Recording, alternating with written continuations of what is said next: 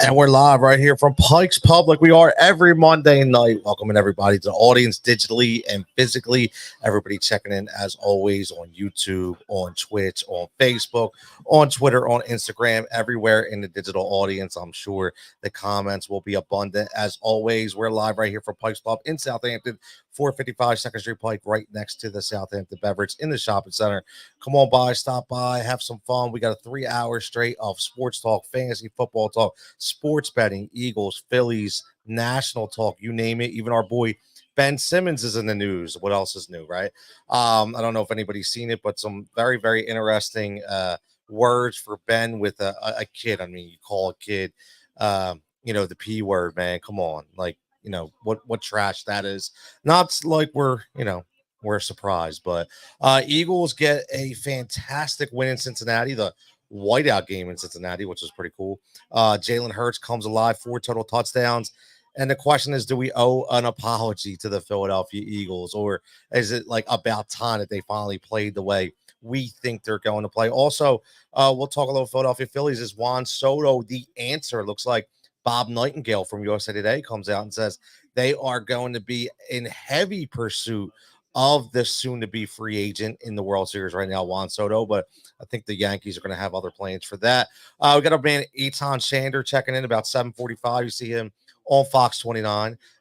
Used to be on WIP and The Fanatic, and also does tons of work for Odd Shopper. And Dave Glecker, as always, checking in the final hour from SiriusXM, talking some football, basketball, because listen, the Sixers opened up 1-2. It took Tyrese Maxey 45 points for them to get their first win, shot 17 3-pointers, which is unbelievable. He was 5 for 17. Not a great percentage, but look, went in the OT and he came out with the win. Came out today from Shams, the Shams bomb, no more Woj bombs. It's a Shams bomb that says that Paul George will be shooting up Wednesday for the Philadelphia 76ers. So we get one of our 2 superstars back. We'll see what happens from that point on. And we also got some Monday Night Football bets. We got a big game tonight. I don't know if it's a big game, but the Giants and the Steelers. Will Russ cook again? We're gonna look at that. We got 3 bets for that tonight. We also have the Pike's Pub bonus bet as well, and we'll also look at Week 8 around the NFL. More injuries. Stephon Diggs, another receiver tears an ACL. Looks like Christian Kirk now is gone from Jacksonville. A lot of things going on around in the NFL. A big Hail Mary in Washington, which is unbelievable, man. I know everybody has seen it by now, but they've seen the footage of the Chicago Bears safety just sitting there pointing and mouthing with the fans and why the play's going on. And all of a sudden, he's the guy who tips it into Noah Brown in the end zone. So miracle in Commander land right there. So there's a lot of stuff to talk about. And as always, the comments are open. The call-in line is open. You want to get online, all you got to do is click on the link, call it in. All you need a phone. That's it. Don't need a camera. And your voice will be activated only. I'll put you on the air instantaneously as long as everything is copacetic. But as always, from Pike's Pub, make sure you're following Pike's Pub on Facebook, on Instagram, mainly on Facebook. And that's where they post all their entertainment and their food specials. They do have live entertainment here almost every single night. Got my man Frank is here playing Golden Tee. Maybe he'll make an appearance. We shall see. He left on me early last week. We'll find out. And again, we got Eitan about 7:45. So let's work right into what's up, Adam? We were right into the birds talk here. Obviously, I don't want to get into the long-winded conversation because it's been covered. It's been covered all day long, over and over and over again. I do want to cover one other topic as well too. So before I get into the birds, sustainability in winning, in professional sports. We see a lot of teams every year, right? So how hard it is to win. And I think that we don't give the teams of yesteryear enough credit of how elite they actually really were, right? To win year in and year out. I mean, obviously, the first one that comes to mind is you talk about the Chicago Bulls, right? The two three-peats, the last dance under Jordan, continue to win, right?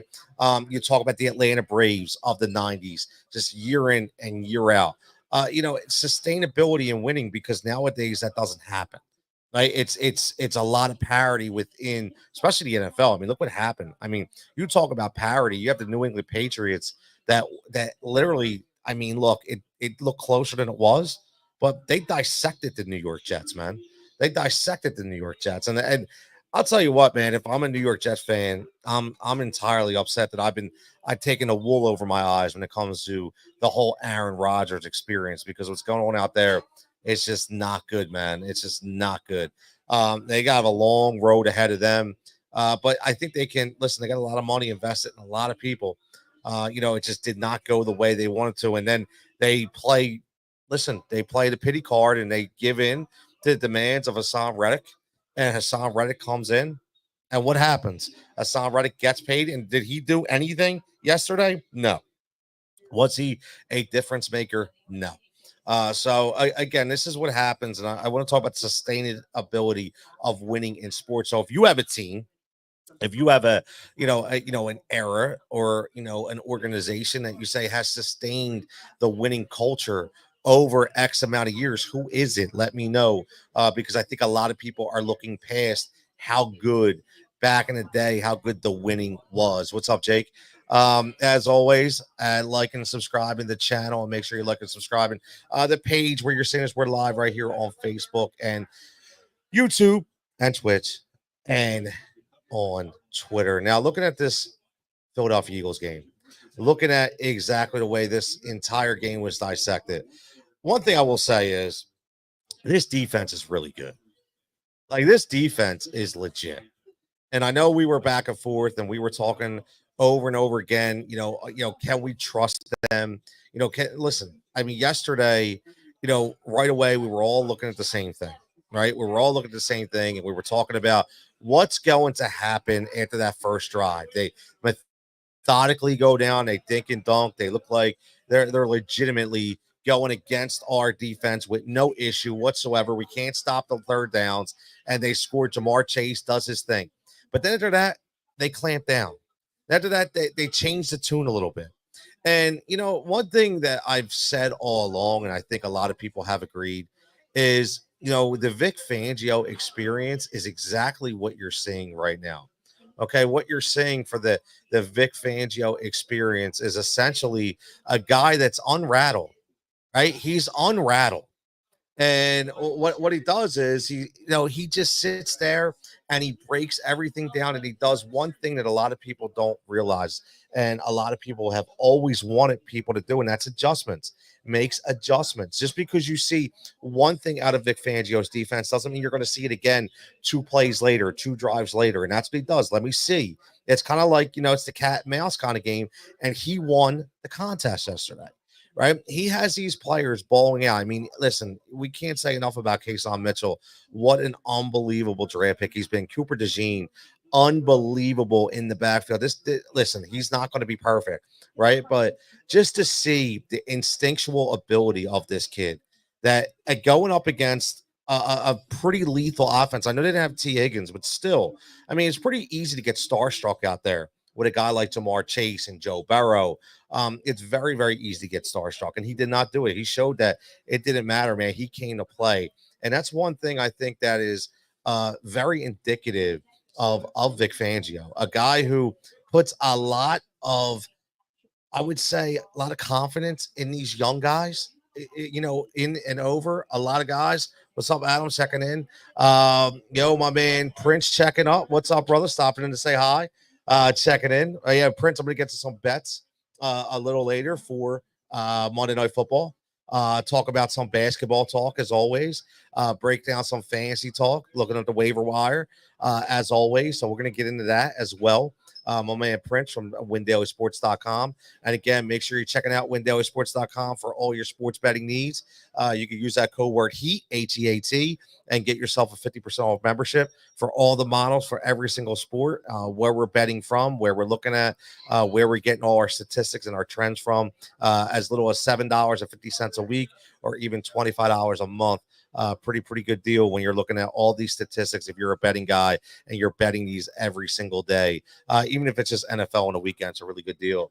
So getting back to the Eagles a little bit and the Cincinnati Bengals, I think I didn't have a lot of confidence going into this game, but I will, because I just wasn't sure. But I think something changed. I'm not sure what it was. Jalen Hurts, listen, 132 quarterback rating, 16 to 20, 236, and a touchdown. But any of that, I don't even care about that. The biggest thing is no turnovers. Did not turn the ball over. That's the biggest thing. When you don't turn the ball over in the NFL, you always have the ability to win football games, right?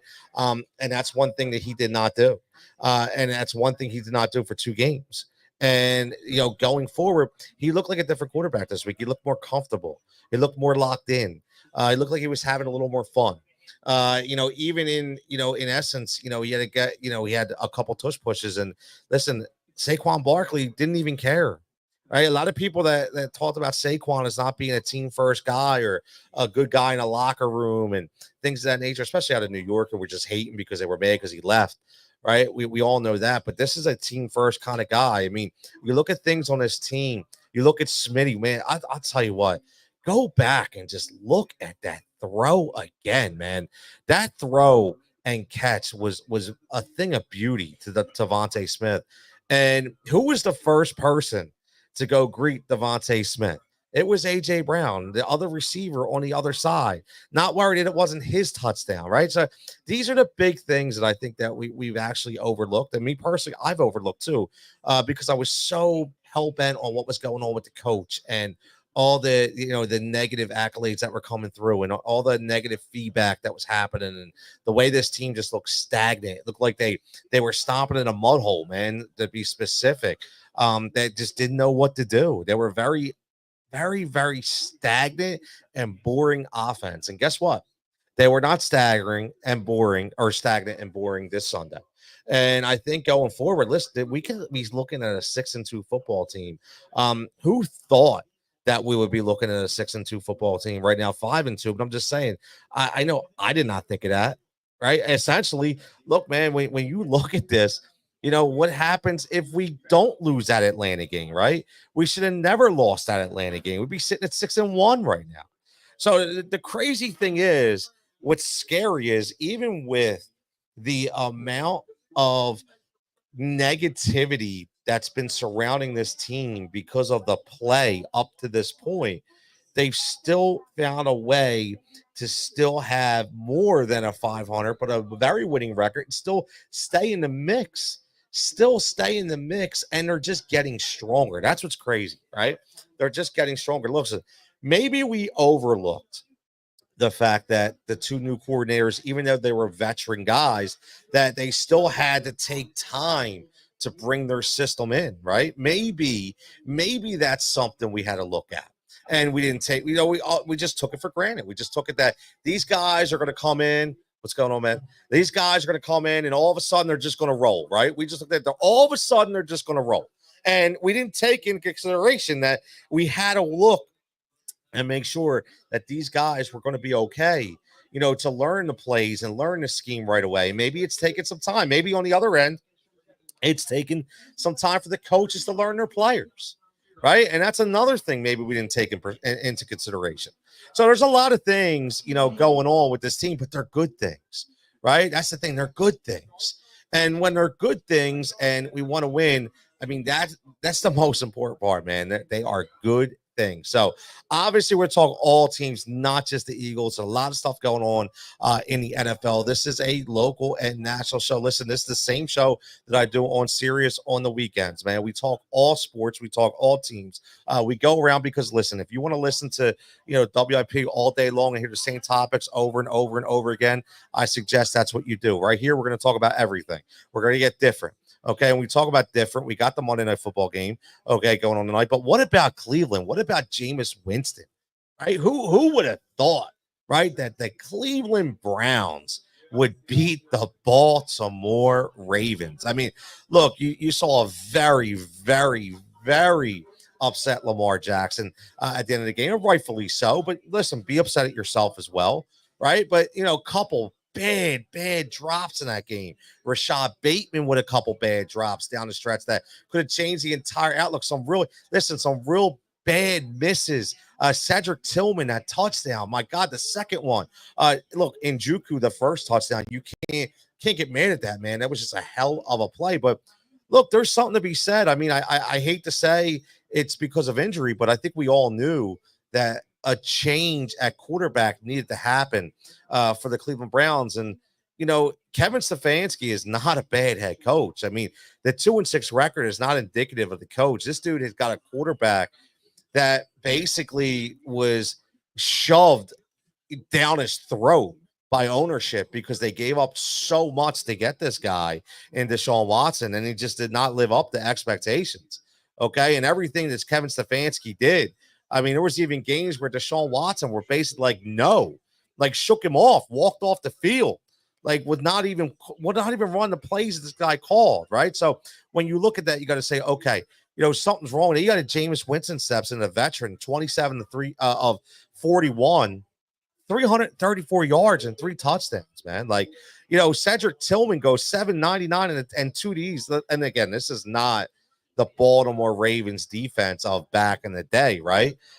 It's really not. So if you had Jameis Winston on your fantasy team for some odd reason, because maybe you picked them up and you were hurting that bad, man, you probably won your week, right? One of the guys that I think you really need to look at, because Cedric Tillman was probably scooped up by everybody last week. If you are in a fantasy football league and you are looking at waivers, listen, Elijah Moore is a guy that you want to look at, man. Like, here's a PPR monster. This guy, 8 for 85, 12 targets. I mean, he was just targeted. I'm not going down to Jerry Jeudy the hole. I'm not going down to Jerry Jeudy hole. I'm not getting excited over Jerry Jeudy. I would go Elijah Moore because he's doing a lot of different things. Kevin Stefanski is a very, very good offensive-minded coach. Okay, so they're going to employ a running system that's going to give you anywhere between 20 to 25 carries every single game. That's going to be split up between Nick Chubb and Deontay Foreman. Okay, and then what's going to happen is there's going to be some gadget games there from Elijah Moore. So that's a guy you want to pick up. Now, going over from the Baltimore side, okay, going over to I have to understand why I don't know if it's the head coaches sometimes just they overthink things too much, but how in God's name does Derrick Henry only get 11 carries? You have the best, big, powerful running back in football. And again, he only gets 11 carries. I don't understand. Like, when you have another team, okay, and your defense is very, very, very lackluster and cannot stop the other opposing offense, how do you slow them down? You keep them off the damn field. Right? You keep them off the field. So I don't understand why we were throwing almost 40 times in this game. Again, I don't get it, man. Derrick Henry has to get the ball more, man. Yeah, we just talked about that earlier, showing that Hail Mary on the screen right now, man. You see the Chicago player sitting there jumping up and down, mocking the fans, man. No, that dude would be cut like tomorrow, like he was on my team, man. He got to get cut. He looks like a complete idiot, man. And again, getting back to this game, Zay Flowers with a big game, David Njoku on the other side with a big game. Rashard Bateman, very, very 1 for 28. I didn't understand that at all. He did have a couple big drops. Nelson Aguilar with a slant. 2 guys caught touchdowns in the NFL yesterday. Nelson Aguilar and Jalen Reagor. Like, remember that, like 2 former Eagles I could do not hear. Even though Aguilar did have his a really good year, during the Super Bowl. But again, Nelson Aguilar, 3 for 36 and a touchdown. But watch out for those Browns, man. I'm telling you. I'm not saying, obviously, there's not a playoff ban, but I think they'll make some noise and they're going to make it hard for a lot of teams. Then we go over to one of my favorite coaches, is Sean McVay. And we go over to the Minnesota and the LA Rams. And the Rams take care of business. 2 straight losses for Kevin O'Connell and the Minnesota Rams. But another coaching clinic put on. Okay, just a methodical type of offense. 7-7-7-9 straight across the board, scoring in every single quarter, doing the best with what he has.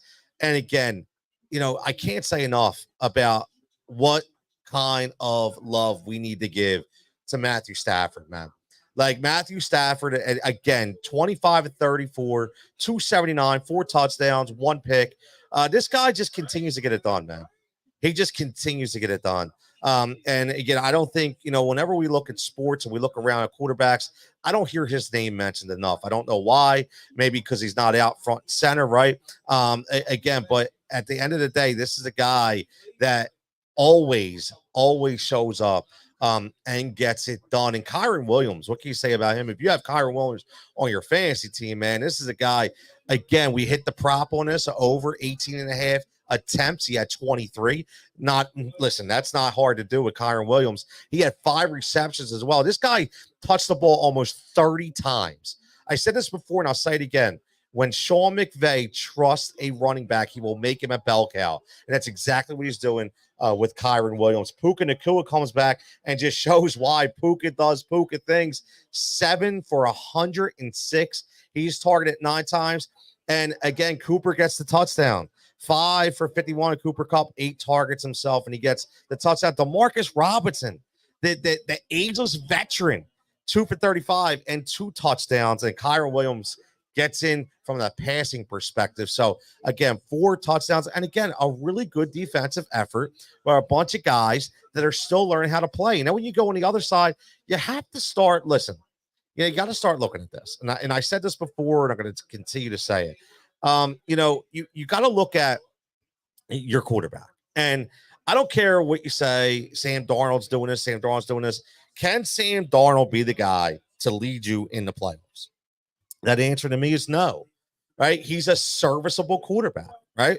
So I think this is something that Minnesota is trying and to see if there's quarterbacks available. That's why the Matthew Stafford rumors came up. So listen, I think that Sam Darnold is a good quarterback, but he's not a playoff quarterback. And I think that's what's happening. You're seeing the limitations. Okay, you're seeing the limitations. Justin Jefferson all day, 8 for 115. And then the next guy, how does Jordan Addison only get 3 targets?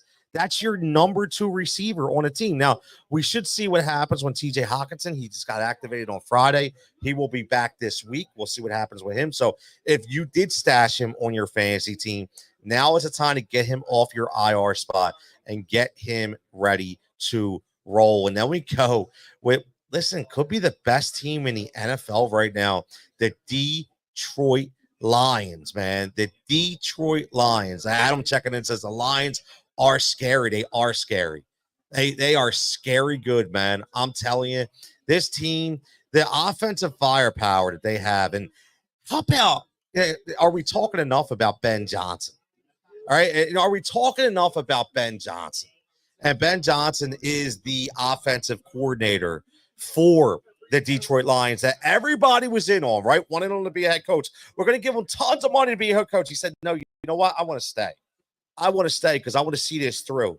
And this dude, you got David Montgomery throwing touchdowns. You got guards running out and trying to catch touchdowns. You got different formations, motions going all over the place. I mean, Jared Goff, he had 2 touchdowns and only had like 28 yards at one time because they just score at will. I mean, you think about this team and the amount of weapons they have. Laporta gets in the end zone. We haven't even talked about Laporta, but listen, we talked years ago, right? When you had the New Orleans Saints had Alvin Kamara, right? And they had the 2-headed running back of Mark Ingram out there. And both of those dudes were Pro Bowlers. And, you're seeing that right now with Jahmyr Gibbs and David Montgomery, right? You're seeing that these are 2 very special players.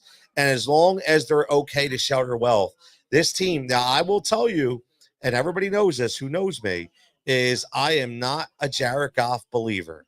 All right. I am not a Jared Goff believer. I do not know if Jared Goff is going to be able to be that guy. 12 of 15, 85 yards and 3 touchdowns. Guess what? This team scored 52. Okay, the score scores 52. Jared Goff didn't even have to do a lot. And honestly, if you keep him to a minimum, okay, I can roll with it. But I can't have Jared Goff throwing 20 to 30 times a game. I do not think that's going to bode well for anybody. Now, Mason Rudolph, on the other hand, 22 of 38 for 266, 1 and 2. Listen, the Titans are what they are. But I'll tell you what, man, if you're a Calvin Ridley owner, right? If you're a Calvin Ridley owner, I got two things to say about this team. Calvin Ridley, 10 for 143. This dude is the only guy to throw to. He's very talented. He's going to get open, right? But how about Nick Westbrook-Akine?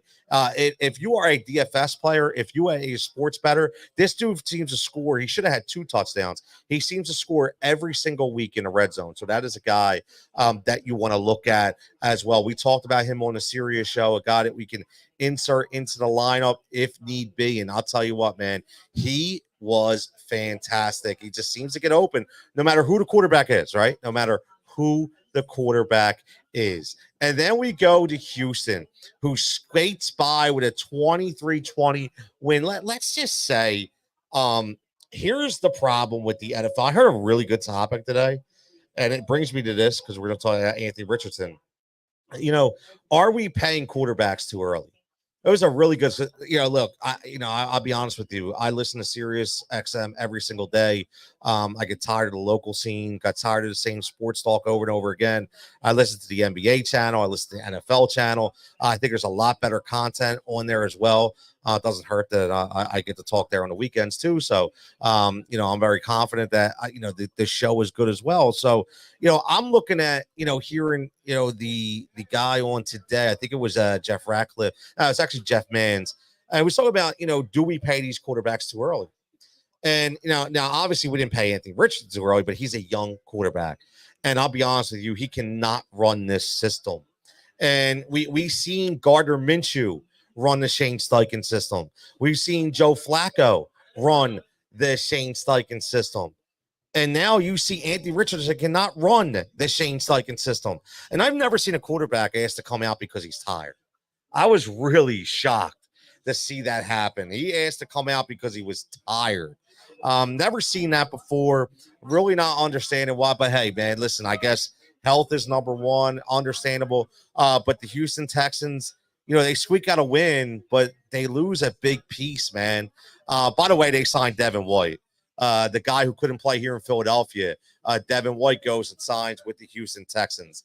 So we'll see what happens with the Houston Texans. But listen, that Stephon Diggs injury is going to be huge.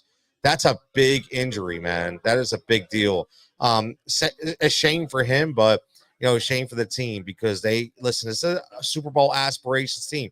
Now, Nico Collins, he'll be coming back in a couple weeks off of IR, but until then, this is going to be tough, man. This is going to be a tough pill to swallow. Then we go to Green Bay. Jordan Love injured again. Now, I don't know. I think they say it's groin. Not sure if maybe it re-aggravates the knee. Christian Kirk is lost for Jacksonville. Dougie P's trying to coach for a job. Will he continue to hold his job? We shall see. I don't know. Okay, but here's the thing about Green Bay. They got so much talent on the outside. And another guy, in my opinion, in Matt LaFleur, who doesn't get enough credit as being one of the best coaches in the NFL. All this dude does is win, win, win. And I'm going to tell you something. I do not disagree that if there was a different quarterback on this team, they'd still be 6-2. I do like Jordan Love, but I don't think Jordan Love's a top 5 quarterback in the NFL, and that's the way he's being paid right now, right? So, this is a Green Bay team that has a lot of talent on the defensive side of the ball, a lot of talent on the offensive side of the ball, and they should be competing for a Super Bowl. But they're not right now because, they're not competing for a Super Bowl because, again, I don't think they can rely on their young quarterback, the guy that they just paid. Now, Jacksonville's, they're going to have a top 3 pick in the draft, man. But they paid a ton of money to Trevor Lawrence. And I think, again, that's another guy who got paid who didn't deserve to get paid based on ability. He got paid on the market, right? He got paid on the market. Right. So I understand that as an ex-union guy. I get how the market is based and how you get paid based on the market. Okay. I understand that. But at the same time, right? My issue is these guys, as soon as they're up, they're getting locked up, and they really haven't accomplished anything. And I think it's a bad omen for the NFL. So we'll see what Jacksonville does. I think they want to listen. They probably want to trade the pick. They could probably get a haul for that pick and rebuild pretty quickly. But I think they are in the midst of a rebuild out there in Jacksonville. Then we go to Miami, Arizona. And again, we're going around the NFL right here, NFL Week 8, like we always do right here live from Pike's Pub right here, 455 2nd Street Pike right here in Southampton. Get down here. We got some drink and food specials. We got all the TVs all ready to go. We got a World Series Game 3 tonight. We got NBA card that we're going to bet on. We got an NFL game that we're going to bet on. We got all kinds of stuff going on. Numbers powered by our boys over there at WinDailySports.com. Use that code word HEAT, HEAT, to get that 50% off. And Arizona squeaks out a win here, 28-27. If you're a fantasy owner, the one thing you got to be happy about is to see Devon Achane finally back and healthy and producing.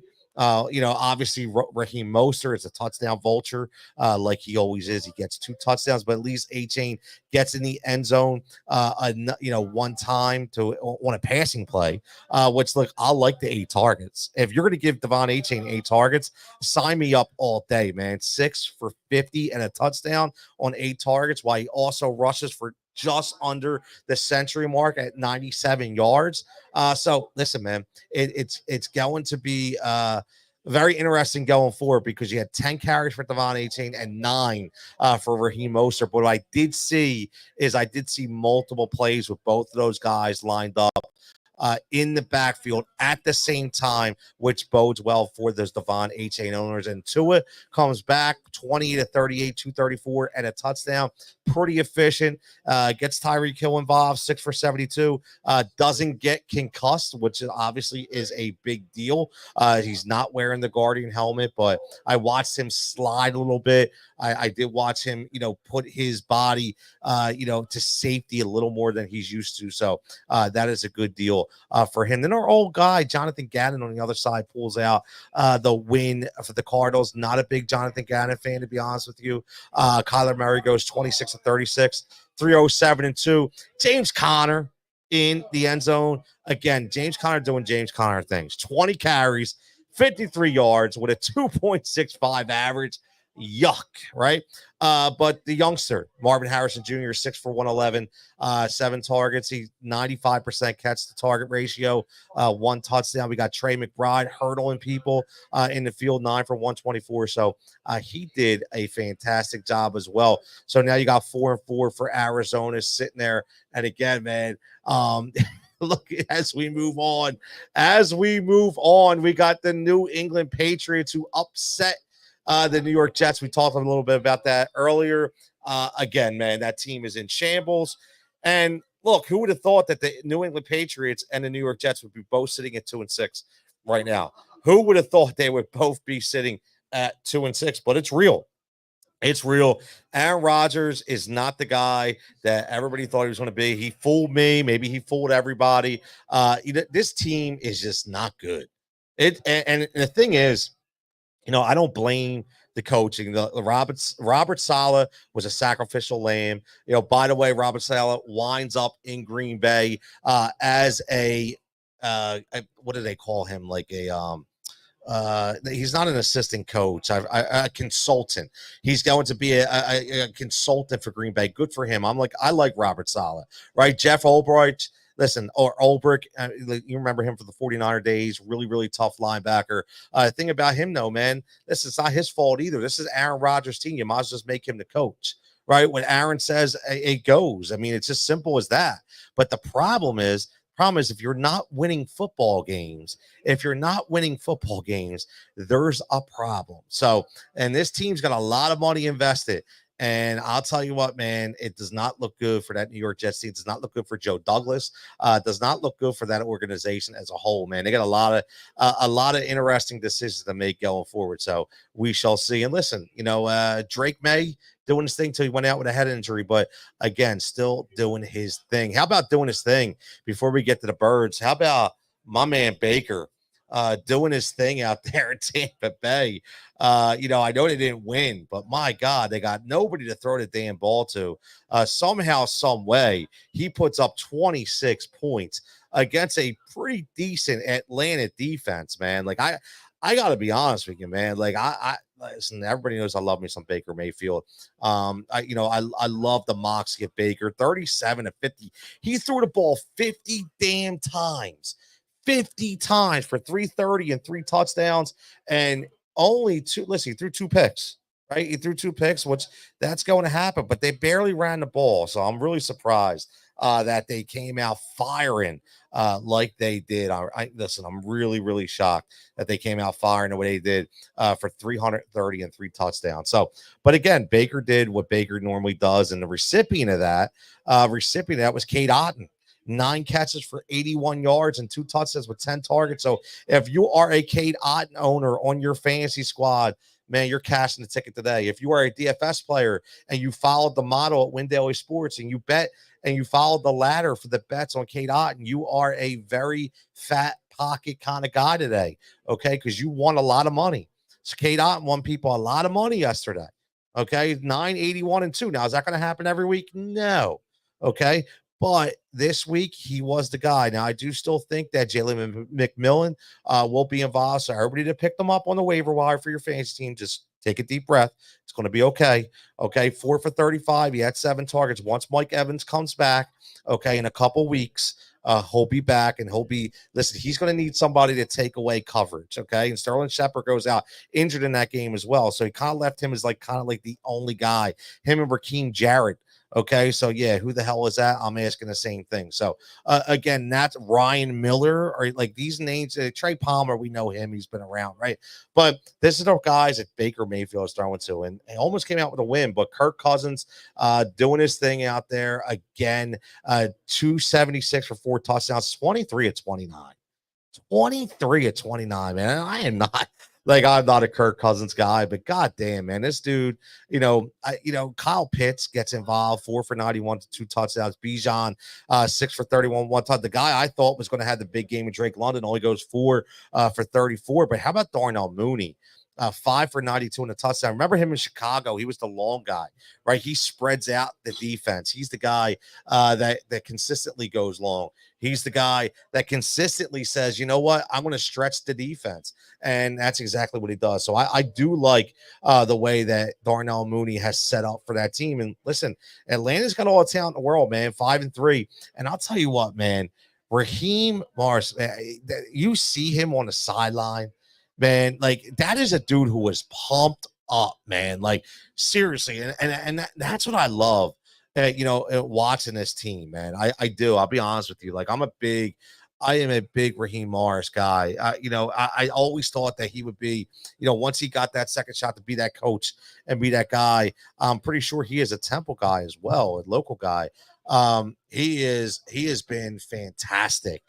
He's got those guys balling out there, man. And energy is infectious. Energy is infectious. I say that all the time. Energy is infectious. Then we go over out west. We got the Los Angeles Chargers 28-8. 28-8 over the New Orleans Saints. The New Orleans don't have a quarterback right now. Maybe Derek Carr comes back. I don't know. But one thing's for sure, those guys, Spencer Rattler and company, are not getting it done. One thing about the Chargers, and they're 4-3 right now, they're just winning, right? They're playing hard and they're winning. And I've always said this about a Jim Harbaugh-led team, right? We talk about that, and I know he's getting better, but Jim Harbaugh, the way he coaches and obviously he put his culture and his trademark on this team that, it is surely a team effort. He's going to play old school smash mouth football. That's what he's going to do. Okay. He's going to run and run and run. And if you look at this team, 30 attempts from the running position. Okay. 30 attempts. All right, 32 passes. I think it was a little more than expected. I think you're looking at probably 25 to 26 a game for Justin Herbert. But again, no turnovers. That's the biggest thing. No turnovers. And see, he consistently runs the ball. You know how you could tell that he's always going to run the ball no matter what?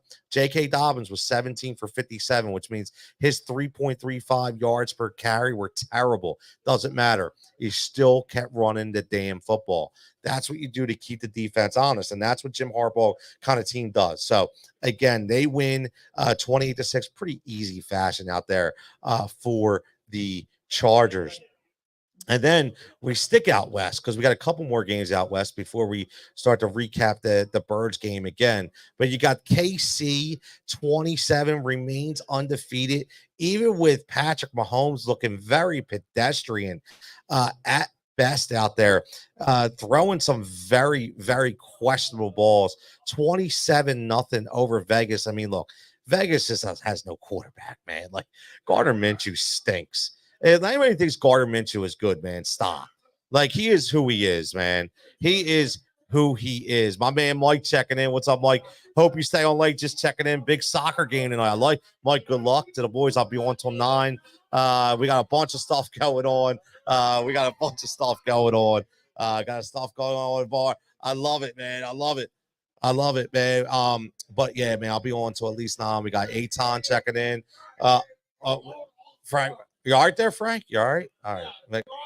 Brian down there again? Brian? Sneezing in his hand. No, don't keep him away from the microphone up here, man. Keep him away from the microphone. He was a star last time he was on the microphone, though. Look, see? People were talking about him for weeks, Frank. Go tell him about what the Eagles did good. Yeah, what did the Eagles do good, Brian? We want to hear. Look, he don't, yeah. Oh man, so Kansas City get back to this could be fun. This could be fun. Let's get back to Kansas City. Mahomes goes 27-38, 262, 2 touchdowns, throws a pick. Very ill-advised pick. He was hit, but still, man, this is not the Patrick Mahomes that we're used to. And think about a guy that still keeps running the ball no matter what. How about Kareem Hunt? 21 for 59, barely 2.8 yards per carry, but still running the damn ball, man. Like, a lot of NFL teams need to really take heed of this, man. Run the damn football. Keep the defense honest, right? That's what it's all about. Run the damn football. So we look at that. We got Travis Kelce. He finally gets in 10 for 90. 12 targets. Xavier Worthy gets 8 targets, right? So listen, D-Hop, everybody, he only has 3 targets, right? Listen, D-Hop is who he is. Okay, he's a guy that's going to get you a first down. He's a guy that's going to get you a really tough catch. But to think he's going to get 7 to 9 catches every game and start breaking away, that's not his game anymore. But just his presence alone is going to help this football team. So I'm not even going to break down the Vegas Raiders. Do we even have to? There's only no stat that we even like on that team, right? Max Crosby, shout out to him, who just continues to play no matter what. I mean, literally just continues to play hard-nosed football, even though he's on a terrible team. All right, terrible team. Then we got Buffalo taking on Seattle, which I thought this was going to be a bigger game than it was, but it really wasn't a game at all. 31-10. Listen, Geno Smith, no DK Metcalf, right? And it showed. Listen, the defense just shut them down, man. They shut them down. I mean, they didn't score their 7 until the 4th quarter. All right. So the Buffalo Bills, their defense showed up in Seattle, right? In Seattle, even some boo birds out there in Seattle. That doesn't normally happen. James Cook again I'll tell you what, man. James Cook looks good. 17 for 111, 2 touchdowns, 6.53 yards per carry. He was clocked at 21.5 miles an hour at one of his runs, man, just under the Saquon of 22. James Cook, he should be getting a rock 20 times a game, man. He should. I think Josh Allen at 7 for 25, that needs to come down to like 3 or 4, and you got to get James Cook over 20, man. You do. Also gets 3 targets, 3 for 22. Khalil Shakir, 9 for 107 with 10 targets. My man Japan from WinDailySports.com. I know he's liking that because he is a big Khalil Shakir guy. Keon Coleman, 5 for 70, trusting the rookie. Gets the really hard catch in the end zone, too, if you saw it. He came through, man.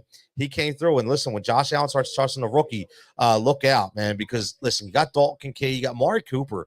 I'm a little concerned about that. One catch for 3 yards and 2 targets. I know people are going to say he's learned. He's a veteran, man. He knows how to run plays. We got to figure out what's going on there because he needs to get more involved. Listen, Geno Smith, 21 of 29, 212 and a pick.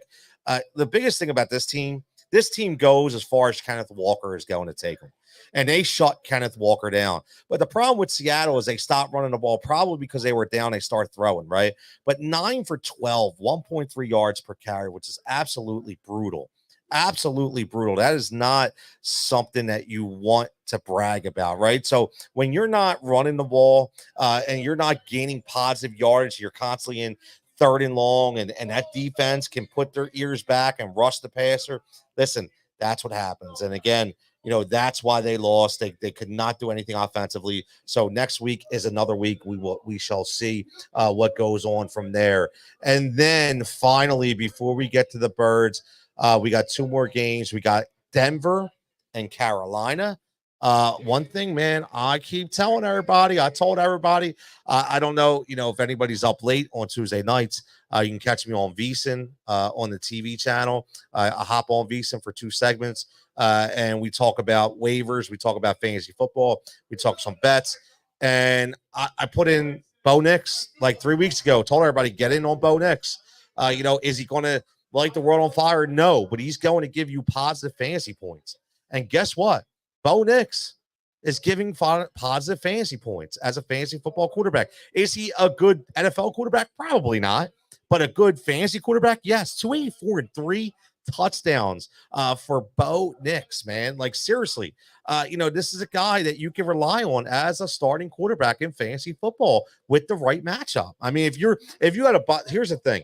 Your team's either built of 2 ways. You either went all in on a quarterback and you said the quarterback's going to lead me and they're going to fill in the pieces with my other offensive set. Okay. Or you went in with a lot of offensive pieces and went for a guy like mid-tier guy, right? Middle of the road guy, maybe like a Kirk Cousins. All right. Well, maybe that's the guy that needs to pick up, or Geno Smith, and it's the guy that you need Bo Nix. Right. So hopefully you listened 3 weeks ago and you are a Bo Nix owner. We hit a bunch of bets in this game on Jaleel McLaughlin because we were over on him for 30 yards rushing. He had 47. We were over on him in the passing game as well for the yardage. He only had his prop was only 4.5. He had 1 catch for 9 yards, and we had him for a touchdown. So you hit big if you had Jaleel McLaughlin in this game. I missed on Troy Franklin. I thought he was going to be better. He did not show up for me, only 1 for 6. But the ageless Adam Troutman shows up. Sean Payton, disciple from New Orleans, gets involved for National Tight End Day. 4 catches, 85 yards, a touchdown, and 4 targets for Adam Troutman. When you look at the other side, you got the Carolina Panthers. Listen, I don't know. Bryce Young, what can you say? 224. At least he threw 2 touchdowns, but he did throw 2 picks. Listen, he's a work in progress. I think we all know that. And again, if you have any fantasy stock in any of these players, it's kind of hard. Xavier Legette, again, 4 for 34. He's the guy who scores for a touchdown. But, it's very hard with this team going forward. Chuba Hubbard would be the only guy that I would recommend to be starting at all on your fantasy roster. And last but not least, before the Birds, we got the Bears and the Washington Commanders that we talked about. The Hail Mary play. The Washington wins the game 18-15, man. Dan Quinn doing his thing out there, man. Dan Quinn doing his thing. And again, man, Caleb Williams, not a great game. 10 out of 24, 131, no touchdowns. DeAndre Swift still getting it done. 18 carries, 129, 7.1 yards per carry, man. Like he was exceptional yesterday. Caleb Williams gets on the board with 10 for 41. So at least he salvages you a little bit, right? But again, just DJ Moore, only 2 catches. Keenan Allen, 2 catches. Roma Dunze, 3 catches. Cole Kmet, 1 catch. Just not enough, man. And I think, again, this is a defensive team that is very underrated under Dan Quinn. Dan Quinn has got these guys believing in each other, got these guys rolling around, and they put one hell of a defensive clinic on yesterday against a really good Chicago offense so far. Jaden Daniels, 21 of 38, 326, and obviously that touchdown. But I'll tell you what, man, for him to throw that ball the way from the 35 from their own 35 to get it in the end zone was unbelievable arm strength right there. Terry McLaurin, 5 for 125, and my favorite again for tight end with Zach Ertz, 7 for 77, 11 targets, just a PPR monster. A PPR monster. Again, we are live right here from Pike's Pub right here in Southampton, 455 2nd Street Pike. Come on, stop by. We're going to have the game on. We're going to be talking Monday Night Football. We'll be talking a little Phillies, Juan Soto action. And we're already starting to break down the Birds a little bit. And I got some bets for Monday Night Football as well. So want to make sure that we break that down as well. And I keep asking this question, man. Like, obviously the Eagles take care of business. And it's like, do we owe the Eagles an apology? And it's crazy. But when you think about it, did we not give these guys the time that they needed? Where we, did we overestimate the time it would take for these guys to learn the playbook, to understand the plays? Did we overestimate the time that we needed in order, to take two veteran guys in Kellen Moore and Vic Fangio and have their ability to be able to get these guys up to speed? And I think, they came in not knowing these guys, obviously seen these guys on film possibly, but not actually knowing these guys, right? Not actually knowing these guys, and now putting these guys in position, right? Putting these guys in position to make plays. And I think that is one of the most important parts, because I watched even watched a fantastic play from Darius Slay the other day, right? Breaking up a pass in the end zone. So, that's not always Darius Slay like, right? We could say what we want, but Darius hasn't always been the guy. Now, I will say this offensively, something definitely changed. I'm not sure what it was, and for the good, right? For the good, a positive way. Something definitely changed, and I'm not sure what changed, but all I know is this team looked completely different from the offensive side of the ball. Completely different from the offensive side of the ball. So that is one of the biggest takeaways I take from this game. You had an efficient quarterback. You had a quarterback who was playing out of his mind, when it comes with the legs. Oh, and by the way, throwing across the middle again. He's really fallen in love with Alcantara from the tight end position. So I definitely like that. Saquon still gets his 22 carries, right? That's the thing, and effective too, right? And effective carries. We're talking Saquon. We're talking a 4.91 yards per carry, 22 for 81. So, and Jalen Hurts, 10 for 37, 3 of them for touchdowns in the tush push. Listen, A.J. Brown still getting his 5 for 84, right? Speaking of that, for all you sports bettors out there, I will tell you this, man. Know why you understand the way Vegas understands where to put these lines at. A.J. Brown, every single week, his receiving prop will be over 5.5 catches every single week. And I'm going to tell you right now, he's either going to wind up with 5 catches or he's going to wind up with 7 catches. Okay. And again, they know it. And they know the odds are that it's going to be 5. Okay. Which is why it's always a 5.5. Okay. So again, this week, 5 for 84, right below that line, which is the betting line at 5.5. Great. Grant Calcaterra. Listen, 3 for 58. Okay. Calcaterra, I'll tell you what, man, this kid, really good blocker too, by the way. And that's what I like him.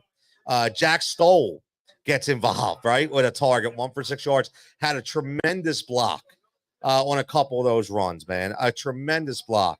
So CJ Gardner-Johnson gets involved, with the pick. And again, like you have to look at defense too. Look, Zach Bond again, 11 tackles plus assists, man. 7 total solo tackles and 4 assists. Reed Blankenship with 7. Nakobe Dean with 7. 1 for a loss. Cooper DeJean with 3 and a tackle for a loss, man. So, no sacks. Joe Burrow is not, listen, he's not an easy quarterback to sack because he's so big, right? Actually, you did get, I'm sorry, towards the end, you got Nolan Smith and Milton Williams. He's going to have a sack to equal 1 sack, right? So they team up for a sack. But Joe Burrow is not easy to get down. Dude's like 6'4", 6'5". He's a big dude, man. He is not easy to get down. So, listen, they take care of business, man. That's the biggest thing. They take care of business. And, as we go into to this week, we start looking and we start saying to ourselves, Jacksonville, we could peel off a couple more wins. And this could be finally the point of the season where we start getting excited a little bit again, right? We finally start saying, look, I'm going to temper the expectations, but I also know that this team is in a much better place now, than it was last week or the week prior, right? So I think that's the most important thing, that we come out of this game. And again, knock on wood, man, we come out of this game with no injuries, right? We come back with no injuries. We know the injury to Mailata, right? We all understand that, but we come out of this game with no injuries, and that's a big thing. Let's continue to be healthy.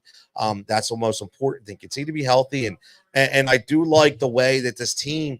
Listen, man, we all said that what happened with Sirianni was going to be one of two things. Either they were going to rally around them, or it was going to work against them. And guess what? They rallied around him. And I think it's worked, man. It really has. It's worked. And, I'm looking forward to it, man. I'm definitely looking forward to it. Definitely looking forward to it. Let's shift a little bit before we take a little break. Let's shift a little bit. And, I want to leave this for everybody thinking a little bit about the Philadelphia Phillies. I do. I want everybody to think a little bit about the Philadelphia Phillies. You out, man? All right, brother. Yo. Yeah, you too, man. Be safe. So again, Philadelphia Phillies, we saw the press conference. We got involved about, the Juan Soto thing. Now, I said to myself, I'm not in on, I don't think they're going to be in on Juan Soto, right? I didn't think it would be possible, my own opinion. Then last week, a good friend of the program, Jim McGinnis, comes up here, and he's going to, he'll come up in a little bit too. We'll spit on some more Phillies talk. And he talked about how, we can get involved in this with numbers coming off the books, and after next year, right, in 2026. So it could be something. And then Bob Nightingale comes out today from USA Today and says, yo, no, hold up, the Phillies are going to be huge suitors for Juan Soto. They're going to press the needle for Juan Soto. So the question I have for everybody is, Juan Soto, the answer is, are we rebuilding the Washington Nationals here in Philadelphia and putting Soto and Trey and Harper back together again, right? Is this the answer?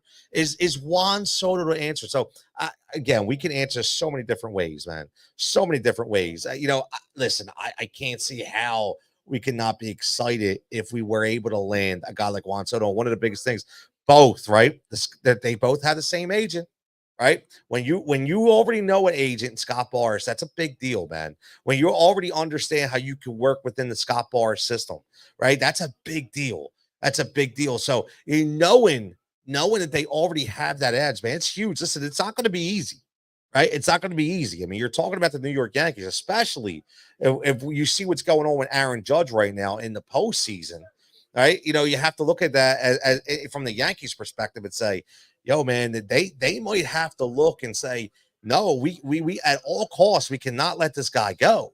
Right, but just remember something. It has to do with the player as well. But I can tell you this right now: Juan Soto is not Bryce Harper. Right, so if you think Juan Soto is going to take a Bryce Harper kind of deal, you're sadly mistaken. Juan Soto does not care about the win. Juan Soto cares about the money. Okay, he's Manny Machado, in my opinion. He wants the cash. Okay, that's what he wants. He wants the highest offer. So guess what? If the Yankees bid $655 million and the Phillies bid $654, he's going with the Yankees for $655. He's going with the highest bidder. Okay, so it all depends on the way they want to work it and if they are willing to go up to that number because it is going to be a very very big number. But look, we're going to take a break for about 5 to 10 minutes. We're going to come back with some more Phillies talk, and then, like I said, we'll get into Monday Night Football. We got Aton Shander checking in at 7:45. We're going to talk some bets there. We got Dave Gleckner checking in at 8:15. We're going to talk some more bets. We'll talk about NBA. We got a big game tonight for the Lakers and the Suns that we can bet on. Obviously, we got a Utah game that we're going to bet on, like Walker Kessler in that game a lot, Keontae George in that game. We're going to get into some bets as well, like we always do, powered by WinDailySports.com. So again, live from Pike's Pub. We'll be back in about 5 minutes.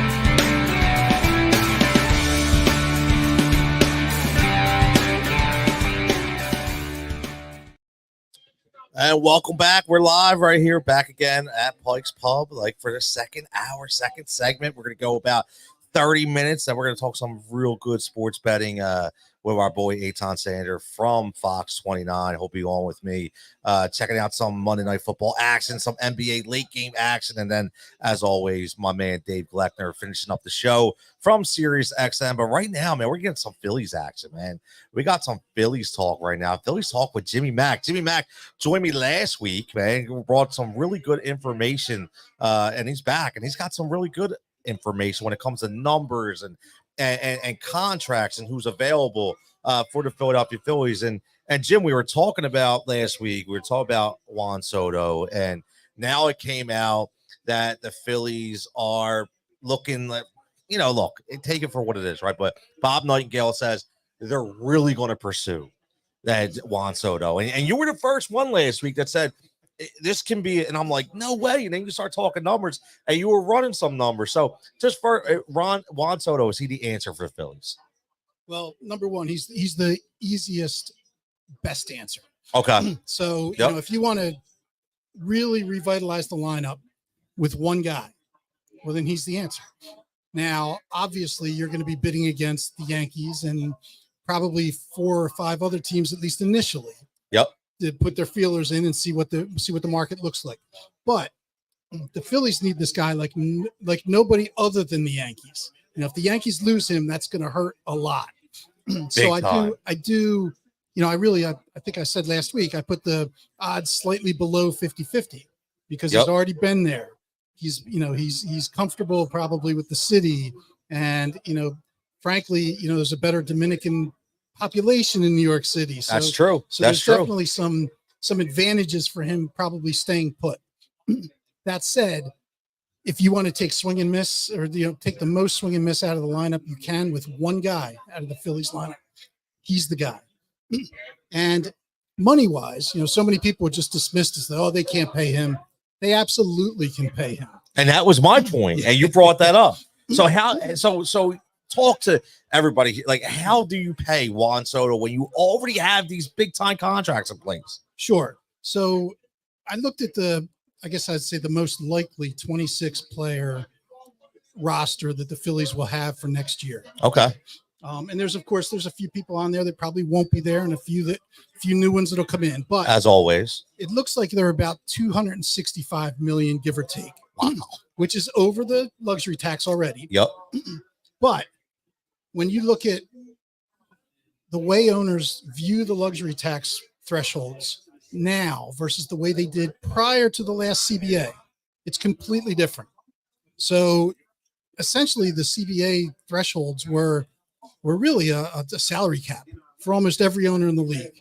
There was, 1 or 2 exceptions, but really almost everybody stayed just under, or way under. Yep. If you look at the small market teams. Yep. Since the new CBA, more teams have broken those thresholds than ever before. More teams have done it multiple years. The owners obviously they're doing well in the CBA. You talk about people like, the players, they're getting too much money. If the players were getting too much money, the owners wouldn't be acting the way they're acting. So actions speak louder than words. Yep. So obviously adding a Juan Soto to a roster that's already around 265 puts them well above 300. But that is not even higher than the Mets went this year. And I still can't believe we're talking about these numbers, man. Yeah. That's great. Why would you think we Phillies would be talking about these numbers? And it's about where the Yankees and the Dodgers are now. Both of them are slightly over 300. Wow. The other thing that works in the Phillies, I think in their favor here, is that if they get Soto, well, then Marsh and Hayes are gone. So there's 10 million out off of the, that they're both supposed to make, or they're estimated to make $10 million combined. Okay. In next season. So now you're about 305. But if you look at the Phillies, so that's next year. But if you look at their payroll going out 2 years from there, they'd lose about $140 million in salary that just drops off the books from the, from the roster, from contracts ending. And you've got in that time, in the next 2.5 years, you're gonna bring up Crawford, you're Yep. gonna bring up Painter, Yep. you're gonna bring up Miller.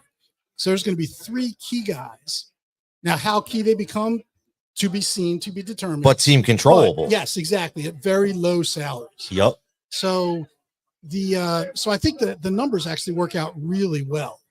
You can make a huge case for this. And I did a little bit of digging. So much, the owners keep so much information about profitability and revenue private. Of course. That it's hard to dig Of through course. those things. There's only 2 teams that are public that you can get information from. That's the Atlanta Braves and the Toronto Blue Jays. So you can get a little bit into their numbers. Wonder why that is. Well, they were bought by public entities. So, okay. So, and because they're public, the SEC requires them to. Okay, that makes put their sense. Numbers out there. That makes sense. But everybody else is owned privately. Okay. So, it's hard to dig around and try to find true financial information.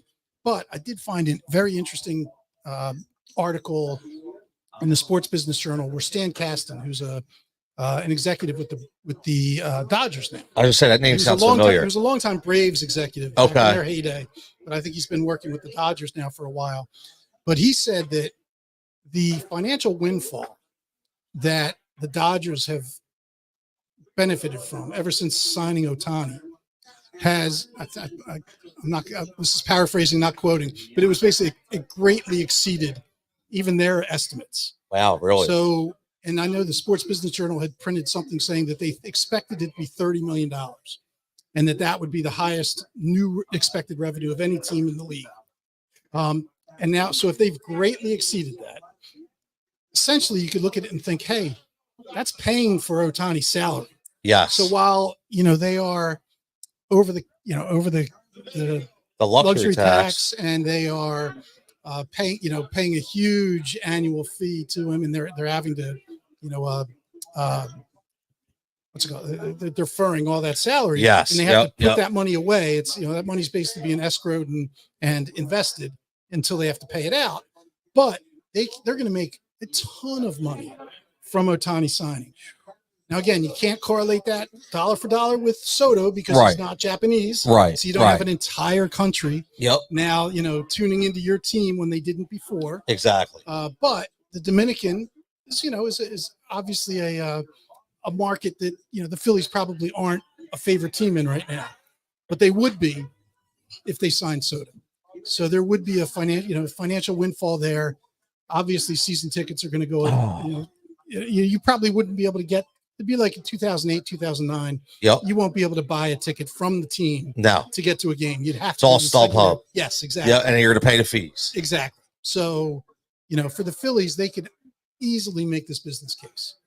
That's interesting, man. That's really, really interesting. So my question to you would be, because I was talking about this earlier, and you look at Juan Soto. You probably heard me. Juan Soto is a money guy, right? Yeah, so absolutely. He's not Bryce Harper. He's not going to say, forego the trade clause, forego the final year. I'll take No, he wants the highest money. So how hard is this going to be, man? Because I look at the Yankees going, we're not letting this guy go. Like, there's no way. And I mean, like, when is going to be that point, man? Because he's going to get over $500 million. Yes, I agree. Right? Absolutely. I mean, I think it's a foregone. He might even hit 6. Yeah. Well, I put him in. What do you have? My estimate, I have 12 years, $50 million a year, $600 million. Wow. So that's, and that might be low. That might be low on years. And he's a Boris Boris client, man. So Boris is going to look to, and Boris in this case they'll probably be opt-outs. Yep. So because like you said, Soto, he played the game. Yes. He's like, okay, you don't want to give me my market value now. Yep. Well, then I'm going to go year over year. I'm going to go to arbitration. I'm going to maximize my, I'm going to bet on myself. That's what he did. And the payoff comes this offseason. And you're saying, and he's producing in the grandest age of them all too. Absolutely. So I think he's absolutely going to get 600 million. I think the 12 years, 500 million or 600 million is probably more of a floor than a ceiling. And where I think the Phillies fans can have some hope is that, the Yankees are spending more now than they have since George passed. Yep. Rest in peace. Yep. And yep. And the Suns have not shown the same propensity to spend. So they're probably already a little bit in uncomfortable territory. Remember, it took them a while to give Judge that money. Exactly. And look what's happening now with Aaron Judge. Exactly.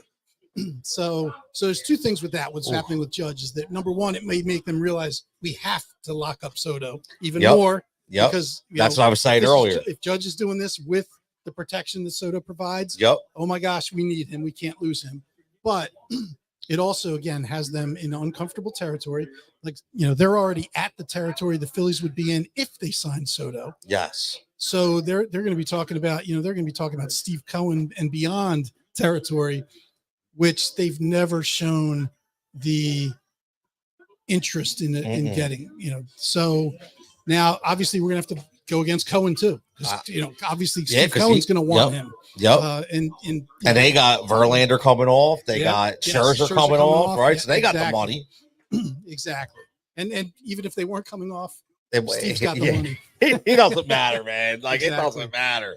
That's crazy, though, man. Like, I still can't believe we're sitting here having a conversation about the Philadelphia Phillies spending spending $270 million.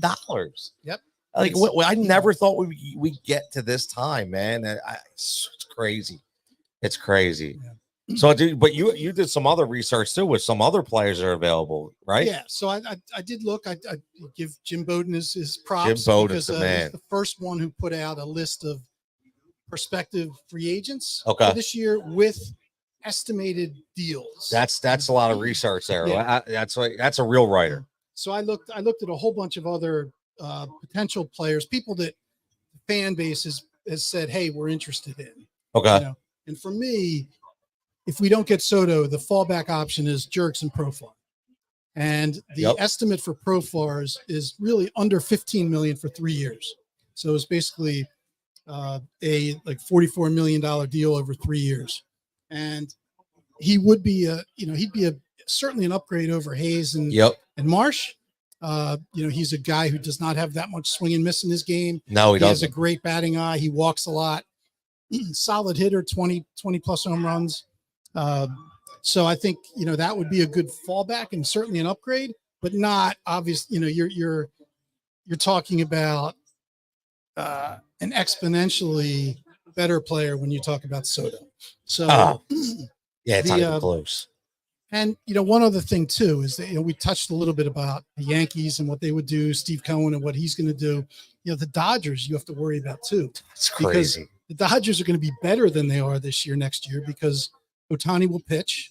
Oh my God. And, there's another top Japanese pitcher that is going. Yes. Let's put it this way. It's not 100% sure he posts this year, but he is likely to post, and he is going to go the Ohtani route, which is come in as almost like as a drafted player, meaning, he's not going to be able to get the big money that Yamamoto got because he hasn't put the years in Japan yet. He's only 21 or 22 years old. He's another 100+ mile an hour fire thrower. Wow. He has an ERA of under 2. Oh my God. He would be like Ohtani, meaning the first 6 years of his career, he's going to be incredibly cheap. So for the Dodgers are probably going to get this guy. Oh my God. Because they get, they're getting every other because they're getting Japanese star. Wow. And it's close, obviously it's 6 hours closer to home than coming to Philly would be. Right.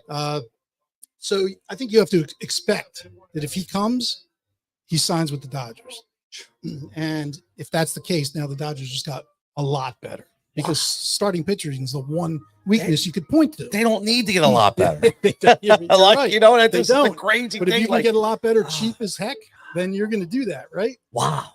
So see that's the stuff that I look at, like just specifically about Profar, right? You look at it again.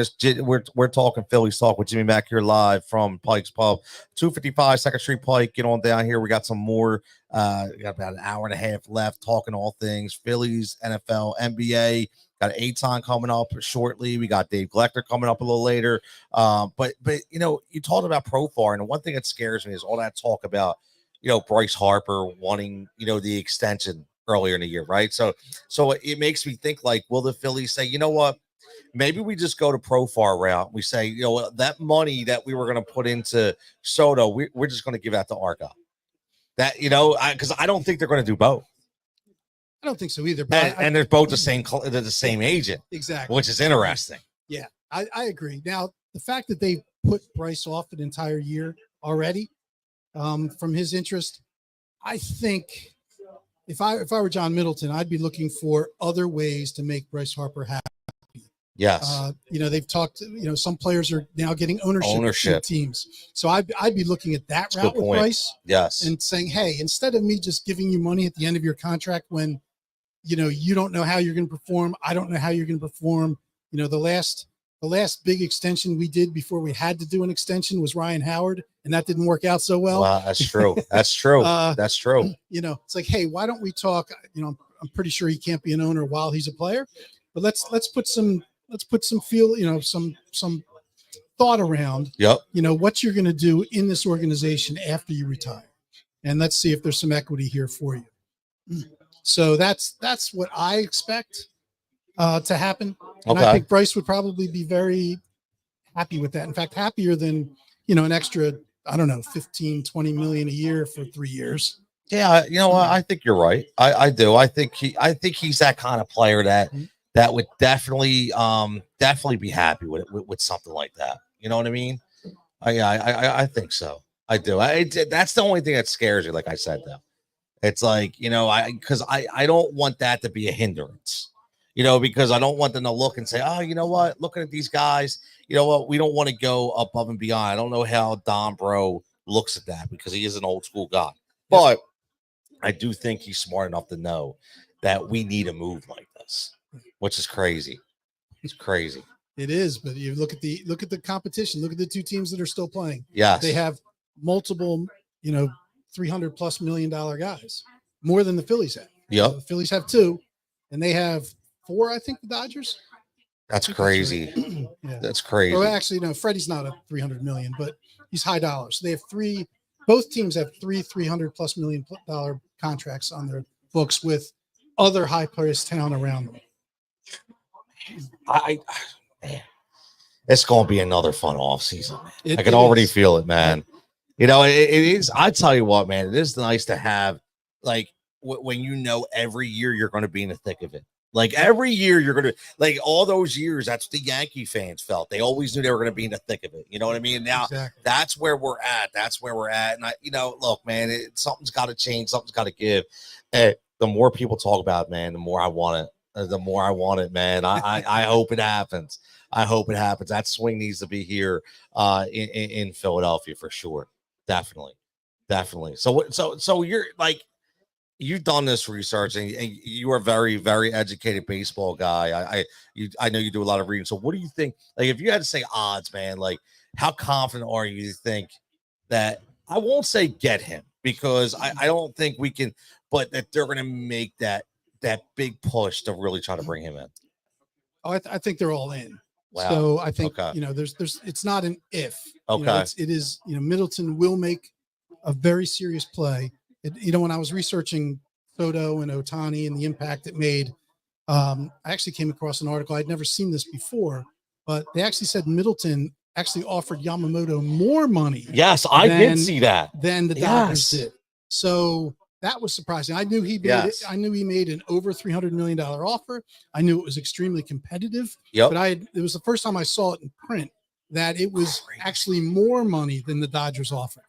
So that's crazy. Yes. And he still went to the Dodgers. Yeah, which, you know, because you know why, right? Yeah, exactly.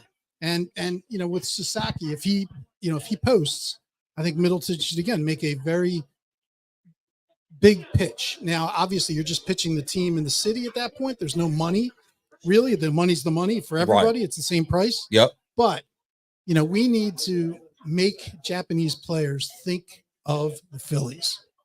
And, you know, you're going to have to, you know, with a Middleton, you might have to go a little above and beyond. I remember Kevin Brown's contract years ago. Yes. Had the first one where he got to use the team jet. Yeah. Oh my God. For travel a couple times a year. Brown. Yeah. with these Japanese players, we may have to do things like that where we like, hey, John, your jet's going to be in Japan for the next 2 weeks. I love it, man. Dude, you just brought up a great name, man. Kevin Brown. Holy crap. That's going back in time. Yep. That's going back in time. So what's your thought of the World Series so far, man? Like, I mean, you talked about Freddie Freeman, man. Like, what? I mean, that couldn't happen. Is there a nicer guy in baseball than Freddie Freeman, man? I just like, and obviously he's played for two teams that I don't really want to root for at all. I know, but what a dude, man. Yeah, what a great guy. A tough year for him and his family, big time. So happy as I can be for him. Yep. I'm not rooting for either the Yankees or the Dodgers, but no, happy that Freddie had a moment like that. I mean, he's he's just become immortal. Like that'll never ever be forgotten. Never goes right over to his dad. Yep. And then and like I brought this up last week too, but what people don't understand is how much treatment he has to get on his ankle just in order to play. Exactly. Like 4 hours worth of treatment just to be able to play a game. Like this dude is all in, man. Like listen, man, I was so excited. Like I was just watching as a fan. Like I'm taking everything away, even though I don't like the Dodgers. I'm just watching as a fan. And when he hit that, I was like, wow, this is like Kirk Gibson-esque, except it didn't win like a series. You know what I mean? Like you watch Kirk going around, like going like this with the torn hammy, right? But I mean, you just knew instantly it was gone. But that team is so powerful, man. Like, and to see what Aaron Judge just falling off a cliff right now, man. The Yankees got to be scared, man. They got to be scared. They do. And the one advantage you thought the Yankees had coming into that series was starting pitching. Yes. And the Dodgers, two starters, who again, they're two best starters. We'll see what happens tonight. But they really held the Yankees in check. They really did, man. They really did. I mean, what's the Japanese guys? Is it Yamamoto? Yamamoto. Yeah. I mean, like one hit. Oh, yeah. Soto home run, but one hit. Yep. I mean, some of his pitches look unhittable. Yeah. That drop and tail and fastball. Like, how do you even hit that thing, man? Like, I have no idea. It's crazy, man. It's crazy. But listen, it's been exciting. And I guess one thing I could say is it has proved that money can get you to the big dance, right? These aren't two teams that brought up a bunch of young talent. They've paid for a lot of talent, and guess what? They're here. So, it is showing that can work. I mean, it's killing the small market teams, right? But like Oakland and Chicago and Colorado, who will never be at that point. But yeah, man, Juan Soto in pinstripes. I'm getting goosebumps thinking about it already. I really am, man. This is gonna be a fun off season. It is. I keep hearing a commercial, you keep hearing Topper talk. And one thing I want to ask you this, Jim, before we go to break, but I was talking earlier about sustainability in winning, and I was saying how much like parity is across all sports, but how elite teams were back in the day, like the Atlanta Braves, even though we hated them, right? But just the sustainability of winning every single year. Like, you don't see that nowadays. That's why we're watching different teams in playoffs and Super Bowls and play. But like, think about, like, for me, it was the Bulls, obviously, and it was the it was the Braves. But any teams come to mind back in the day, you think about and say, man, they sustained even for like 3 or 4 years. I mean, going way back, Edmonton Oilers. There's obviously. And talking about hockey, the Islanders. The Islanders. Yep. There was a whole bunch of hockey dynasties. There was. But again, not anymore. Nope. Now that player movement is a little freer, it's harder to keep teams together. It is. So it really, really is, and not just not just from a money aspect too, like just from like a mental capacity, right? To keep everybody together for that long, like on the same page, like you talk, like those Braves teams. I look at some of those personalities they had on that damn team.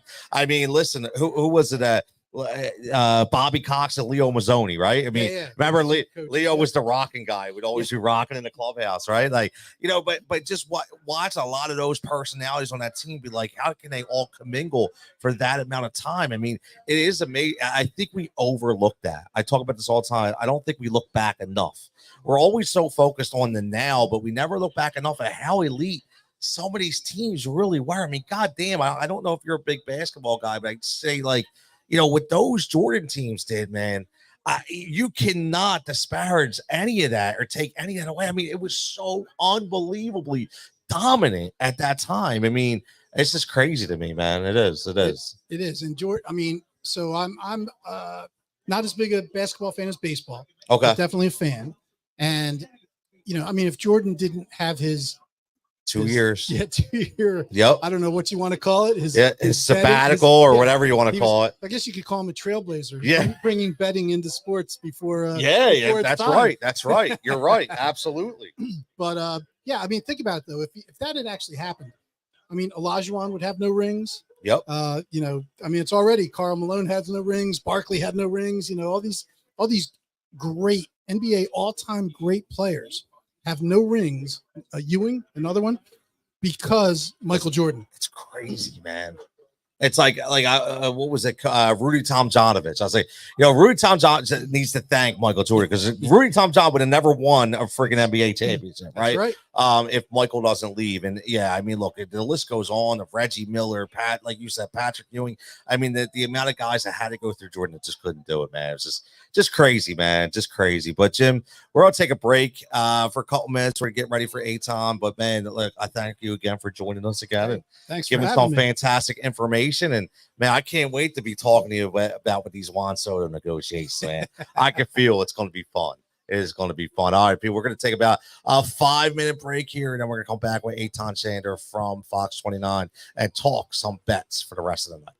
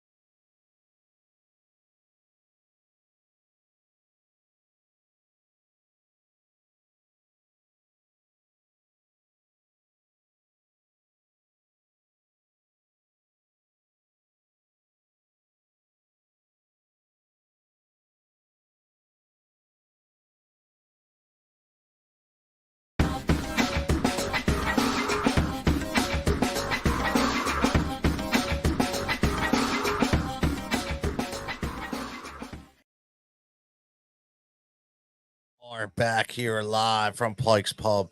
As always, 455 2nd Street Pike, right here in Southampton. Getting ready. 8:15. We got a Monday night football game tonight. We got listen, I'm not going to say it's going to be a barn burner, right? It's going to be an okay game, especially from a betting perspective. But the over and under is still only sitting at 38.5, which isn't just shows you it's not going to be any type of fireworks, so to speak, right? So we don't have to get crazy. But I do have a triple play, like we always talk about, that I like tonight.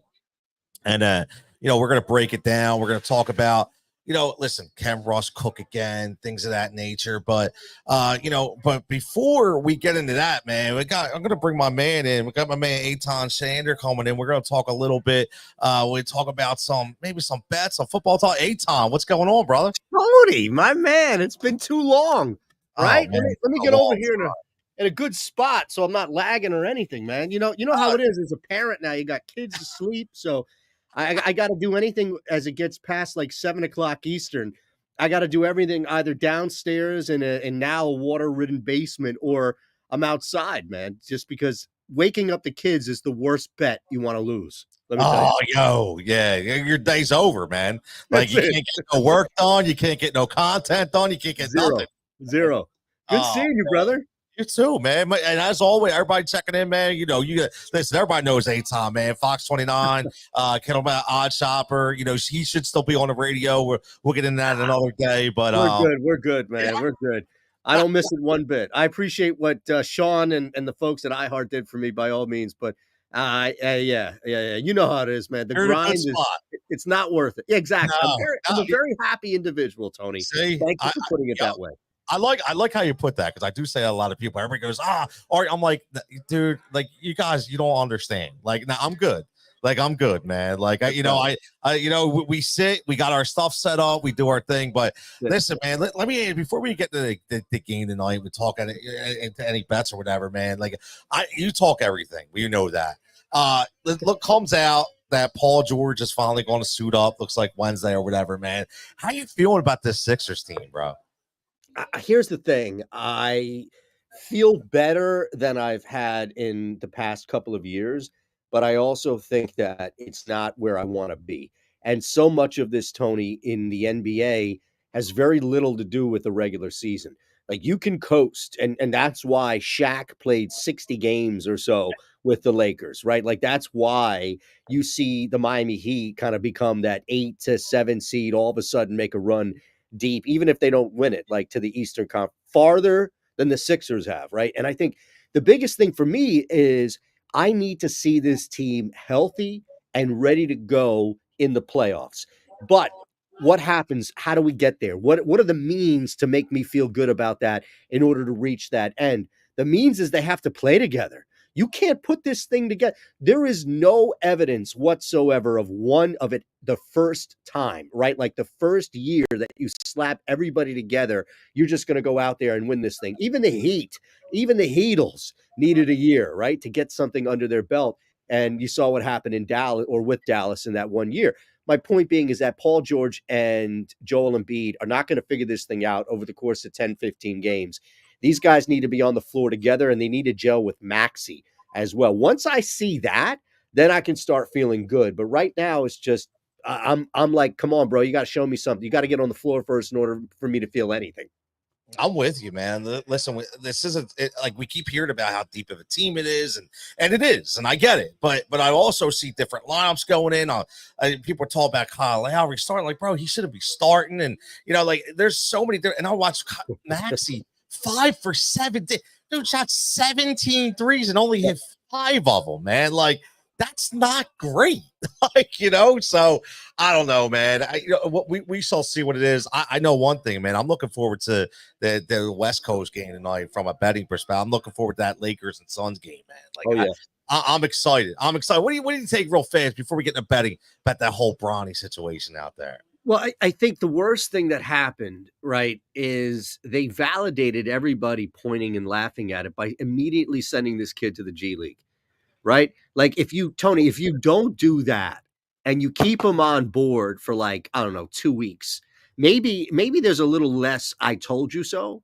Yep. And there's a little less this was a sham from the jump and we all knew it, but he immediately is on like the D train or the G League train, back and forth now. And we know how this is going to end up. It's just weird, right? Because LeBron James totally manufactured this moment. And I understand, okay, whatever. Like, I'm not going to take that moment away from him by any means. I'm not trying to. Like, I just didn't do anything for me, but I'm not negatively speaking on it. But I think this is LeBron.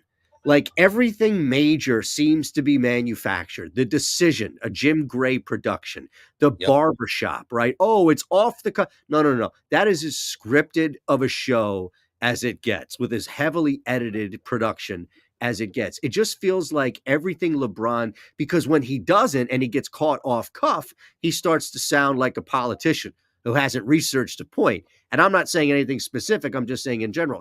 So that's kind of how it felt to me, Tony, was it just felt more in line with him being, for some reason, everything seems to be so just prepared, if that is, and just nothing genuine. No, listen, I don't disagree. The thing about it is, I think it sucks because I look at it and I say, if I could take the court with my kid one day, man, how amazing of an experience that should be. But instead of we looking like that, we have to look at it a different way. And it's not our fault. It's 100% on him. And listen, it is what it is because he's always been a manufactured kind of person. I get it. 100%, man. They definitely should have prolonged this a little bit, but they didn't. Right? Just don't be so obvious. Right. Right. Just give us a little bit. That's all. I mean, you already went with the, everybody popped up with the JJ Redick move, right? And being like, you already had a lot of, negative feedback going on already. So you really didn't need this either, but it is what it is. Now we know why JJ Redick was the boss, why we know he was brought in. He was brought in for one thing and one thing only, to just be just doormat for this Bronny Jr. moment. That's it. Like, he wasn't you think Stan Van Gundy's going to sit there and be like, let's do it. He's got a problem with that. Like, he's going to stand up and be like, what's going on here? Exactly. Oh, 100%. No old school coach is going to go along with that. Nobody. No. Now, I will say this, man. Like, again, I already talked, obviously, Eitan Shander, you catch him on. When are you on Fox, Eitan? Usually Monday, Friday mornings, and then just randomly if something goes on.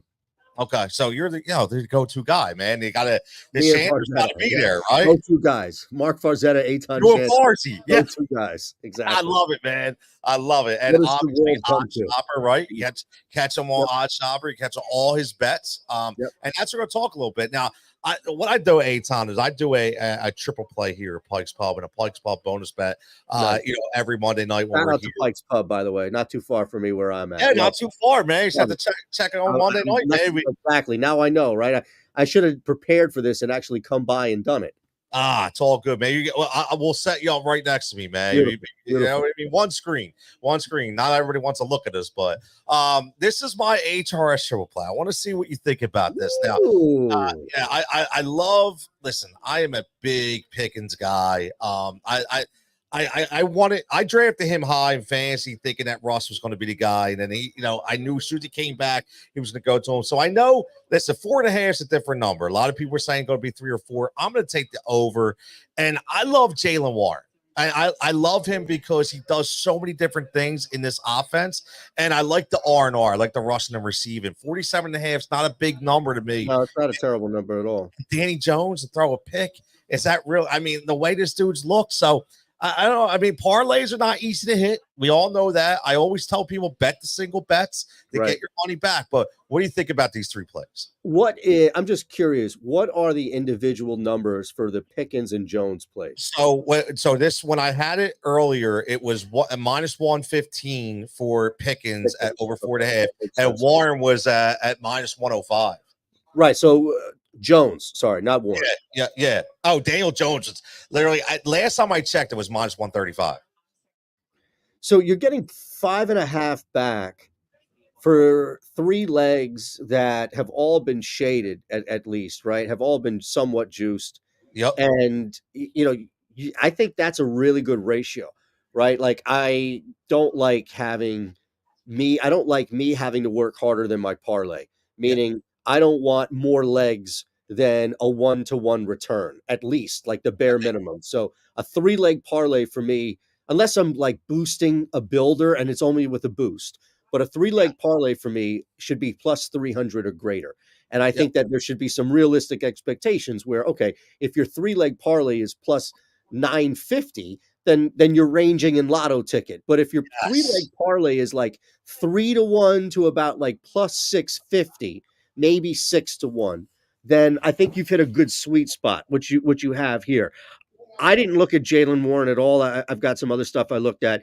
Pickens, I absolutely love. And look, I mean, from Daniel Jones' standpoint, I think if you really wanted to, you could even throw a little sprinkle on Steelers' defensive touchdown at this point, because I think those would correlate. So, no, I have no problem.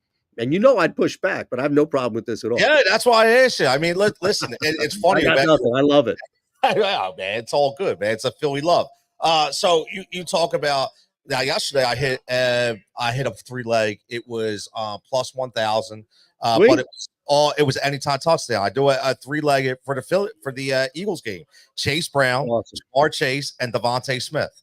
So that Devontae Smith, not only was it a great catch, it cashed my parlay too. So for Philly Voice too. We had a 4-leg out there. So nice. 23-1. Yeah, it's pretty sick. Yep. When you hit those 15, 20, 30-1, like I try to tell people, as I know you do too, it's like, yo, relax. These don't always happen. Like, people think, every day. No, if somebody's telling you they're hitting 32-1 parlay every day, they're doing something. There's no way that's real. Okay, it's not. It's not. You need to see the slips. Show them the picket slips. That's right. Yeah. Let me see the screenshots, man. Let me see the screenshots. Now, I do have a bonus bet, and I always do it anytime touchdown. That my Pike Spot bonus bet is Najee Harris to get in the end zone. Yep. Look, man, he is the red zone guy. He is the goal line back. It's not Jalen Warren. And again, Russ doesn't sneak. He's not a sneak quarterback anymore. They don't want it. So I do think that they're going to get down there multiple times, and I think he'll get in there. And the Giants' rush defense has been horrendous. Do we have to say 176 yards by Saquon Barkley? I mean, come on, man. Like, it's insane. So I do like this. What do you like for tonight for the game? Yeah, I think the Harris play absolutely makes sense too. You're talking about a team that is giving up 5.5 yards per carry on the ground, and they're just getting gashed. They have nothing, and their pass defense is really good. So at least getting to the quarterback, right? So you want to avoid that. You don't want to play into a bad team's strength by any means, because that's how you mess around and lose a football game. So I ran one. I boosted on FanDuel. I boosted. My same game parlay is under 36.5 for the total, right? Both of these teams start really slow in the first half, so I think you could take advantage of that. I dropped the alt spread to Pittsburgh minus 2.5, so I'm covered by 3 and a bunch of other key numbers throughout that. I go over 49.5 alt on Najee Harris rush yards, so basically just 50 rushing yards for Najee Harris. And here's where it gets a little fun, because it's a plus 708 4-leg same game parlay, Tony. Pat Fryermuth over 3.5 first quarter receiving yards. Oh, this. What I love about this parlay is number one, I love the alternate lines. I am a huge alt line guy. I love the alt line. That's how I make it back, is on the boost. Like I wouldn't normally. It's plus 545 normally, but I get that plus 708 now on the boost. Exactly, because that's what I do all the time. Because I say, look, if the over and under for rushing, say, is Najee, I don't know what it is. Maybe it's 61.5. Right, exactly. Right. So then you go to the alt and you get it at under 50, right? And right at 50, it's going to be juiced up, but you're getting that boost to get it back. So it's like that's how you're supposed to build, man. You got to be smart. I love the Fryermuth bet. Those like first quarter, first half bets, man. They're huge if you can hit them right. Get a little sneaky on those. Not the best market. There's some high hold in them, but you know what? Not everything should be about to just grinding out edges. You want to have some fun every now and again. You got to have some fun, man. You got to have some fun. Definitely. You got it. So, what about NBA? Are you doing anything NBA tonight? Yeah, I got a couple. So basically, the other thing I did real quick. A lot of my NBA, actually, all my NBA tonight is player props that I've ripped off Odd Shopper. So that could be a nice little promo.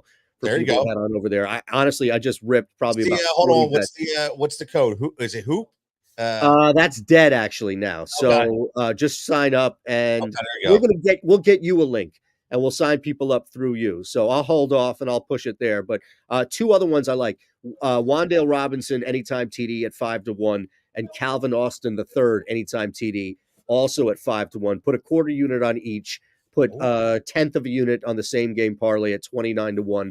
The reason is because both of these guys can get downfield. They've got some speed behind them. And you know what?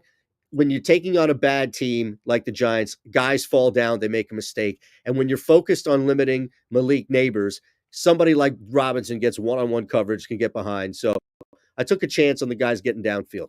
I like, see, you know what though? I like that because especially like people forgot Wandale was one of the most targeted receivers in football. They just didn't realize it, right? Exactly, because nobody watches them play football. Exactly. Yeah, nobody watches the Giants game, man. Nobody's watching the damn Giants. Oh, that's right. And Calvin Austin, listen, somebody got to step up as a number 2 receiver in Pittsburgh until they make it trade or whatever, I like that, man. And again, not a full unit. You drop a quarter unit on each of them. On each, right. Try to bet responsibly here, right? Absolutely. Absolutely. Now, how about NBA? We looking at anything NBA? Yeah, I mean, I'm looking at anything that I pulled that wasn't odd shopper for me. I did run because I know you love parlays, man. I ran. You know how I am. I love those parlays. Now, I haven't checked on anything yet, right? So we're about 20 minutes into it, but I ran the Nuggets on the money line because it's Jamal Murray's one and only time playing in Toronto, where he's from, and just felt like it was going to be a Murray type night. Nuggets win the game, at least on the road. The Pistons, I got it plus 8.5. Of course, that moved to 9, but who cares? That's the number that I took. And under 1.5 Dean Wade threes. This dude is like every 10th or 11th game is going to go off and go 5 for 7. But every other game, he's going to be like 0 for or 1 for. So took him under 1.5 for the Cavs. Again, all 3 of these games are in action. And I'm probably going to be the kiss of death right now and check them all as we talk. But that's what I had in the NBA. I'm also, and you brought this up later, I'm also interested later in some sort of tailing of Anthony Davis. Just the front court matchup that he has against the Suns is they have nothing. They can't slow him down. So if he really wanted to come out and drop 30, 13, 3, I may look at like a 40 plus PRA if I can get to that. Wow. Yeah, I'll tell you what, man. Anthony Davis, you talk about a man amongst MVP mission. Ooh, man. Like the more I watch West Coast games, because a lot of times when I get home for doing these shows, it's the only thing I do is watch West Coast basketball. And I'm watching AD, and I'm just like, I never realized how dominant this guy is, man. He if he played that way every game, there'd be not another player in the NBA that could stand up to him. It's just unbelievable. But I like you said Jamal. I took the Jamal Murray PRA. I got a parlay of Halliburton over 27.5 PRA with Jamal Murray over 29.5 PRA, and then I took D'Lo on the West Coast at over 21.5 PRA at plus 494, and we are in the second quarter, and Halliburton already is at 18. How many points? First leg is looking good. So, how many points for Halliburton? He's got 18. I don't know. He's I took the PRA, so it's just at 18. I'm just looking at the tracker right now. So good. Murray's got 6, by the way. End of the first, he's on the bench, but good start. Did you run any PRA? So did you run any Equinox action? I ran one Equinox parlay. No. Oh, come on, man. It's like the sports Equinox, and you didn't run one Equinox parlay? Do you even know what I'm talking about? Yeah, you're multiple sports. Yeah. All 4 are or 4 of the big ones are in action, right? Yeah, so I've never done that before. Oh man, so you missed out on Haley. All right, I went under on the total for the football game tonight, so I went 36.5 under in that game. Again, just the one real solo play that I like outside of a player prop would be the under on the total. I took the Yankees at minus 148. Walker Buehler's first time out. Yeah, you also look at what's going on the other side, and this is not the first time that Schmidt's faced them and has actually pitched fairly well. I don't know. Who knows what Ohtani is dealing with? I get it. Like, he's a freaking monster, but still, he is somewhat at least banged up. So I took, and honestly, if you look at some trends of teams down 0-2, then returning home, they're pretty favorable, especially from the run line. So taking them on the money line, I thought was the better play because it's the parlay. Jamal Murray to score 20 plus, right? Adding that in there as the NBA play because, again, he's back home. It's Toronto. It's the only time that he'll play there. And, oh, boy, I have to look at this one. My hockey play was the not terrible, all of a sudden, Columbus Blue Jackets plus 2.5 on the alt total, and they're up 3-0 after one against visiting Edmonton, who, by the way, Tony, is on the second leg of a back-to-back and just went to overtime last night. So we extended the alt puck line to plus 2.5. If they blow a 5.5 puck lead, then I'm done. I'll never make an Equinox parlay again. I love it, man. I love it. I'm gonna do one eventually. I can't, like, I kept saying, man, but my mind gets scattered. I'm all bored. I did a pick'em show. I'm doing this. Sure, show. you got a lot going on, man. I get it. You know what I mean? Like, but that's why I got you here to bring it in, man. Bring it all in, brother. That's right. Bring it all in. But listen, man, I'm gonna let you roll because you got a lot going on too. But man, this has been fantastic, man. I apprate it. My pleasure, Tony. Anytime. We'll be doing a little more of this, I'm sure. Of course. We'll be doing a lot more. I can't wait. What you got going on tomorrow, man? Let everybody know. What's tomorrow? Tuesday. Just I'll have some content up on Odd Chopper. Easiest thing to do is follow me on Twitter if you can at Shander Bets, and everything that I do is just a part of Odd Chopper in some capacity. So YouTube at Shander Bets. Yep. At Shander Bets, man. Absolutely. Go check out Pike's Pub if you're watching. Come on. Yeah, man. Come on down, brother. I got 45 minutes left. 45 minutes left, man. Love it. All right, Eitan. Have a great night, man. Appreciate it. Eitan Shander there. Again, you heard him on Fox 29 on Mondays, on Fridays. Like him and Mark Farzetta are their go-to guys as always, and does a lot of work over there at Odd Chopper. Everything Odd Chopper. And you heard him, man. You talk about a bet man. That's a bet man. When you hear somebody break down some numbers like that, that is a betting man. That is a betting perspective. So again, so if you want to get locked in, you got a little time left. We got the HRS triple play. We got George Pickens over 4.5 receptions. Jalen Warren over 47.5 R&R plus Danny Jones to throw a pick at plus 550, and a Pike's Pub bonus bet is Najee Harris to get into the touchdown or get in the end zone with a touchdown for plus 110.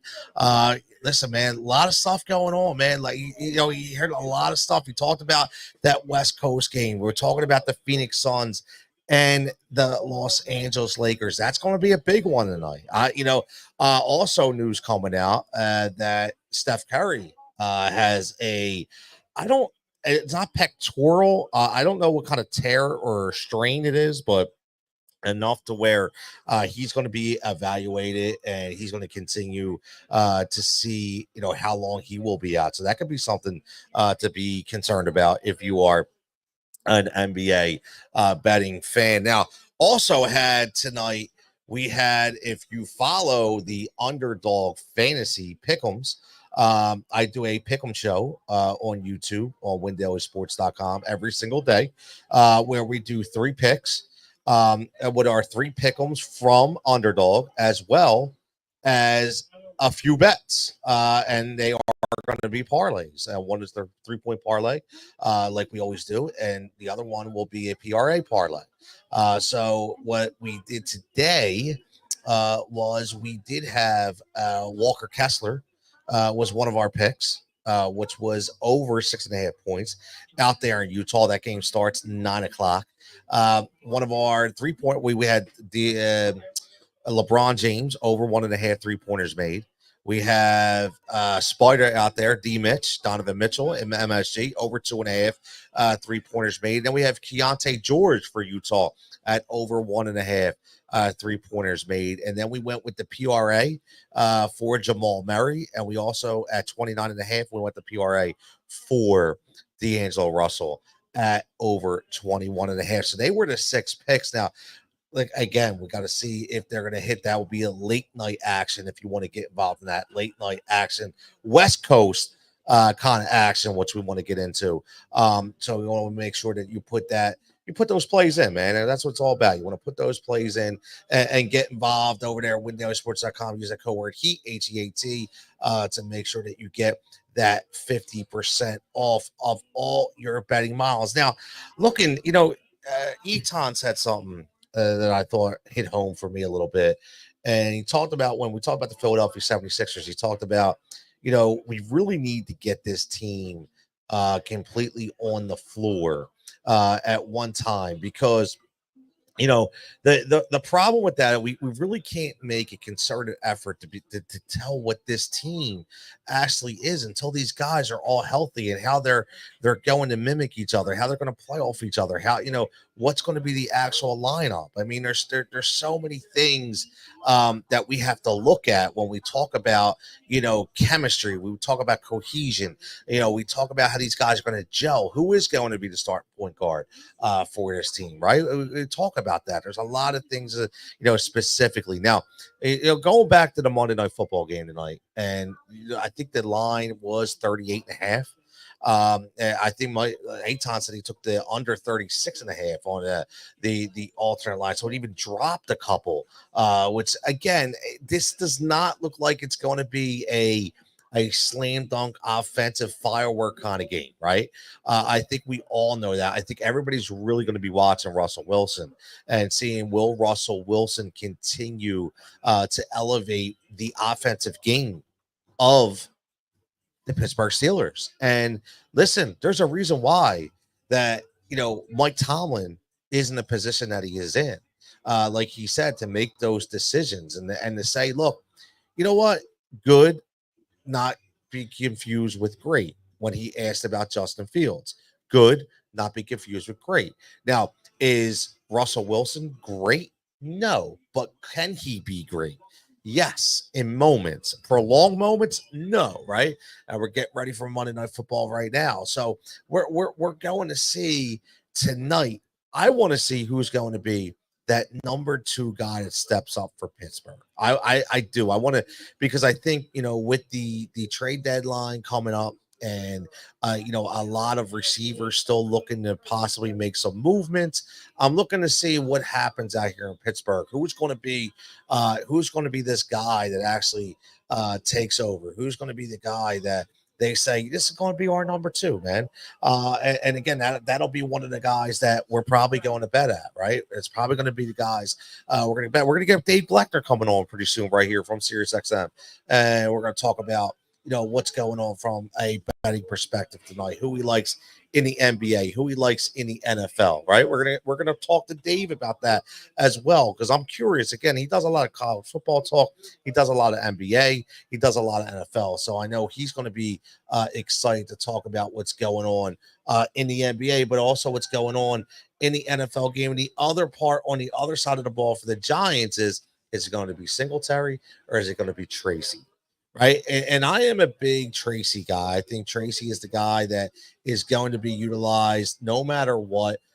He is the more explosive player. Obviously, you have to remember this is a guy that was a wide receiver turned into a running back, right? So that is big. Now, when we talk about throwing a pick, and I said earlier, if you listen to the cross plays that I do every day, WinDailySports.com, I talked about Minka Fitzpatrick specifically getting in on that pick 6. I like Minka a lot to be able to get in there, get that pick 6. And again, man, take it to the house, man, get those 6 points. And that's going to help my fantasy team too, by the way, because I need the Pittsburgh defense to really zone in tonight.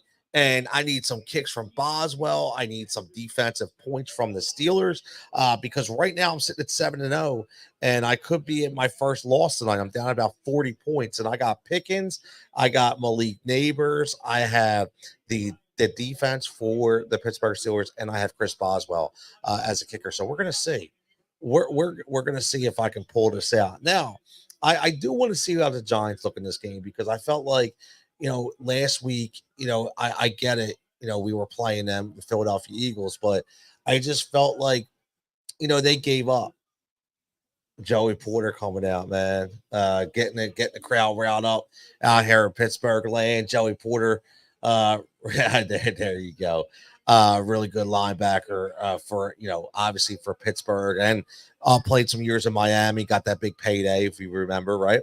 But yeah, the Yellow Tails are going. Steeler Nation is pumped up for Monday Night Football. We again, I want to see how these Giants respond because I do think. Listen, I understand. Like like Brian Dable. You think what you want, but this could be a guy, who could be on the hot seat a little bit, right? When you talk about, the way this team has performed. Now, we get it, right? They're not full of superstars, but actually it's a really decent defense, right?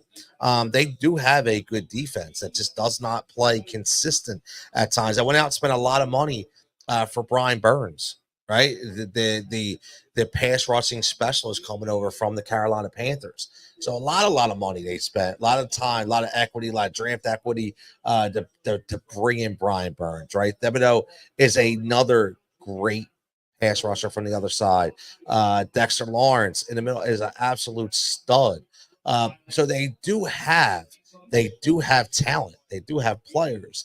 But it's again, sometimes it's not about physical, it's about the mental psyche, man. Sometimes, when you play football, it beats you up in the head. So Russ starts under shotgun right away, which will always or under center, which will always be for the most part.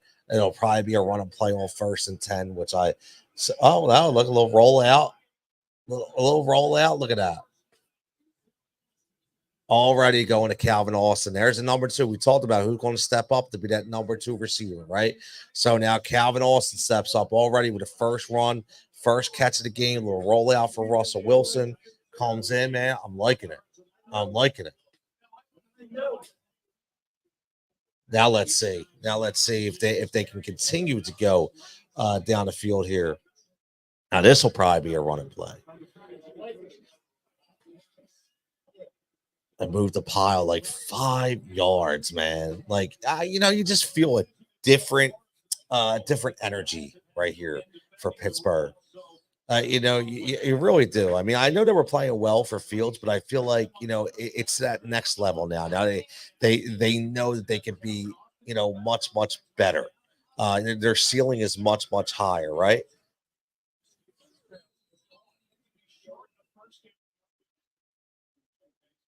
Van Jefferson. Look, there's another. See, Russ gets everybody involved too, man. Like just like what he's always done. He's always gets everybody involved, man. Always. Let's see, man. They got it. They're lining up to go for it on 3rd down, 3rd and 1. Run and play. Ah, man, right up the gut for Najee. Right up the gut, man. Najee Harris. I'll tell you what. Sometimes Najee doesn't get a lot of respect, but I'll tell you what. He's one hell of a football player, man. One hell of a football player. And speaking of one hell of a football player, a lot was taken with this Russell Wilson situation, and I got to tell you, man, Justin Fields is really taking this with a very professional. Wow, what a spin move! Are you kidding me? Jesus, man, he looks phenomenal, man. My God, Najee Harris is making spin moves and cuts, and my God, man, looks like a different player out there. His biggest thing's always been health, man. If Najee could just stay healthy and have a really good quarterback and a really good line, he's very explosive, man. So he's been a key cog in this Pittsburgh Steelers team. But speaking of Justin Fields, the way Justin Fields has been able to basically take, I won't say a demotion, but that's not good. You see Dexter Lawrence going off the field. That's not good. You never want to see that if you're a Giants fan, but definitely want to see it if you're a Pittsburgh fan, because now that middle should be wide open in order to run, because he's the cog in the middle of that defense, right? But getting back to Justin Fields, I mean, he took a lot of this in a very mature kind of way, and I don't know if that would have been the same way he would have been able to take this if he was in Chicago. Different coach, different culture. And that's what I've always said, different coach, different culture when we talk about Mike Tomlin, and the Pittsburgh Steelers. It's a completely different culture out there. And that's why this guy is one of the best, if not the best coach in the NFL. Like it's Singh is saying, like, if you plucked it off a tree to me, and said, "You're starting a franchise? Wow." I mean, right up the gut. And there is, like I said, Jalen Warren. He is a spark plug. This dude is an absolute spark plug, man. Like he hits the hole so fast and just bounces off of people. I mean, literally just bounces off the people. It's crazy. Now he actually was plus 380. He was plus 380 to get an anytime touchdown. So we'll see what happens here from a touchdown perspective if they get in there and they go back right up the gut and they get stopped for about a yard. So we'll see what the kind of what Arthur Smith does with play design down here. When we get to it, and this is probably going to be Najee Harris territory. Now, one thing you have to look at is you look at Pat Fryermuth because Russell Wilson loves throwing to the tight end when they get down here in the red zone. So should be interesting to see if we can get. And there he goes. He rolls out, and there's a touchdown to none other than George Pickens. None other than George Pickens. Like I'm telling you, man, George Pickens. Oh, there's a flag. Is it coming back? Oh, that's the worst. That is the worst, man. There goes my bet and my fantasy team. My God. Does he get excited? You get all these points, get a winning ticket, and boom, they take it right from you. Oh my God, that's the worst. Let's do it again, man. Ah. Yeah, man, it's a good call. It's a good call. It's not good though, man. It doesn't help my team. That's the one thing now, and I said this before. A lot of people that were questioning the Russell Wilson move. That's not a throw that Justin Fields is going to make, right? You have a team that utilizes a lot of motion and rollouts, and not for a quarterback to run. That's a play that only Russell Wilson makes. See now they're going to go, and this was stinks. So now they're going to wind up kicking a field goal because now they're going to be third and long, like 3rd and 18, because of that play. That just completely destroys all that momentum that they had. You go from touchdown to field goal in the midst of literally 10 seconds, which is the absolute worst. The absolute worst. So now it's 3rd and 20. So, listen, here's the thing. Russ isn't going to force it. He's going to try to get as close as he can, but it's a typical check down, right? You got a little check down. You go to Jalen Warren, and now you're going to bring Chris Boswell, the most utilized, field goal kicker in all of football, because of what was happening with only the 5 touchdowns, through the air and the 5 on the ground with Justin Fields. So we'll get, again, but from a betting perspective, if you are a sports bettor, we're already looking good on Jalen Warren, because that helps us right there. It just didn't help us on George Pickens. So, but I'm sure that we will get back in to that. So Chris Boswell lines up for pretty short, a 31 yard, a 34 yard, or something like that. Very, very simple play. And we're good. So 3 points on the board, 3-0. Sorry, so if you got your block pool and you got a 3-0, you got 3 on the board for the Steelers. You are looking good. Now, looking into getting back to a little bit of the Sixers talk as we go to a commercial here, and we talked about when are we going to see these guys all on the floor. This is one of the deepest teams that we've had in a very, very long time, maybe possibly ever, in the Joel Embiid era. Could have been possibly ever, to be honest with you, because I will say this, that the players, you got a guy like Caleb Barton that you're able to either bring off the bench, okay, or play at any specific time. That's a plus. You're bringing guys like an Eric Gordon, who is a seasoned veteran, who can knock down a tray when you need it from the outside. That is huge. And we're listening to Fine Gnome Cannibals right here. You're talking about going back. This is wow. This is a really, really back in the day song, man.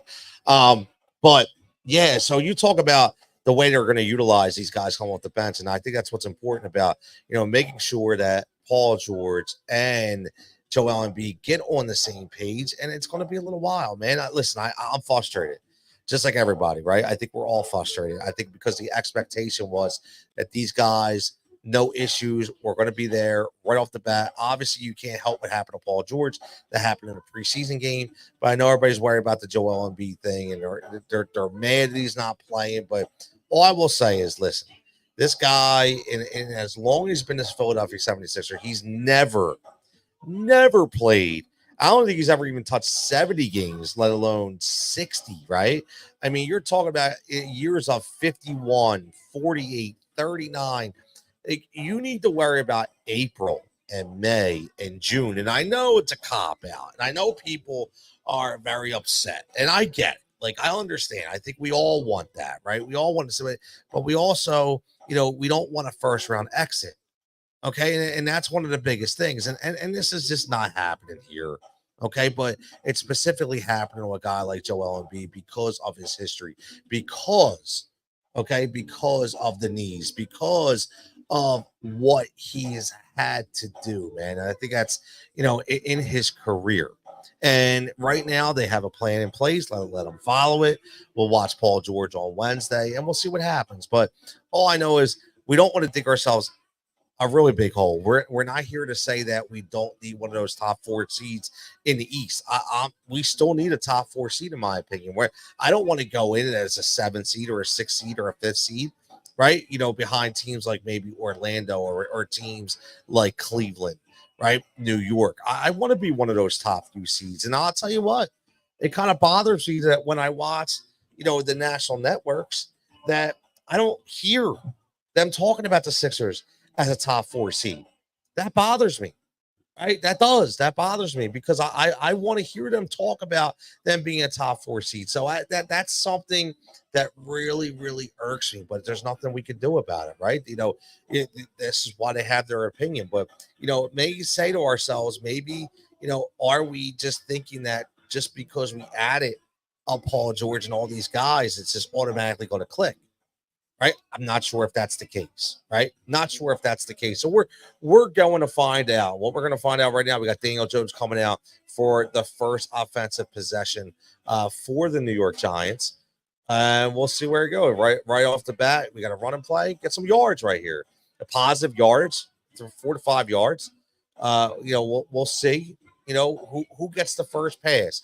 Is it going to be Neighbors? I'll tell you what, man, that what you do have to look at is look at Darius Slayton. I know everybody's on Wan'Dale Robinson. Everybody thinks that Darius Slayton's automatically going to go away, because Malik Neighbors is back. But I don't think so. I think he can be utilized against this defense for the Steelers. I mean, they do have some holes at times. So, you do. I'll tell you what, man. They got some positive yards by running the ball, and the one thing about Daniel Jones is he's not afraid to run the ball either, right? So he's a very, very big presence and not afraid at all to run the rock. So we'll see right here. We got 31, and we'll see. Maybe they do.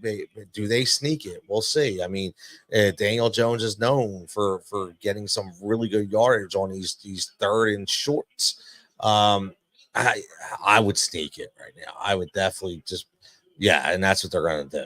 That's an easy call right there. I mean, look, everybody's just thank the Philadelphia Eagles every time that you see somebody line up for any kind of tush-push play because we've invented it, we've mastered it, and now everybody's following, which is fine. It's amazing. See, it's amazing. Remember, in the beginning, everybody was hating on it. Everybody wanted to outlaw the tush-push. We don't want the tush-push, right? Until it start working for everybody else. And when it start working for people, they're like, oh, wait. We don't want to outlaw. We're just going to use it now, right? So now everybody loves it. Everybody loves the tush push, man. We got Daniel Jones in shotgun. Here we go. He goes back to pass, going deep. Wow. And what did I just say, man? Darius Slayton. I just say, do not sleep on this guy, man. They do have holes in this secondary, and Darius Slayton still has the speed to beat guys deep, man. It's almost like I'm announcing this game, man. God damn. And what's he do? He goes for a 40, 50-yard ball right on a go route, man. Just completely busted it open, man. Completely busted it open. So, listen, again, you do have to, if you give Daniel Jones some time, he can make some plays, man. He is erratic, but he still can make some plays. So let's see where they go right here on 1st and 10. It's a little rollout. A little screenplay to Tyrone Tracy. Oh, man, this game's going to get interesting, man. This game's going to get interesting already. I mean, we're talking about going the under now. We need this Pittsburgh defense to hold them in if you're looking at the under, or maybe the Giants really come out and punch them right in the throat, go down here and possibly score. This is going to be interesting. I'll tell you what. We're going to bring my boy Dave Gleckner in right here from Sirius XM. My co-host joins me every single week. Dave, what's up, buddy? Yo, I've just braved the elements. I'm just feeling warm, man. I'm getting warmed up, but you got a great thing going on. How about that? Darius Slayton getting deep. You're 100% right. Pittsburgh is vulnerable at the back end. They definitely can be had in the passing game. Great pass rush, but not so good in the secondary. So, but also they're going to stop them on the run. But I think the Giants are sneaky tonight. I think they're sneaky a lot. This is for their season. Yeah, that's what I was saying. I mean, I think Dable's coaching for a job. Yes. Right. I mean, I understand all the issues that they had, but listen, man, still, I mean, the culture on this team looks like it's down. The morale looked like it was down. So this is a big game for them.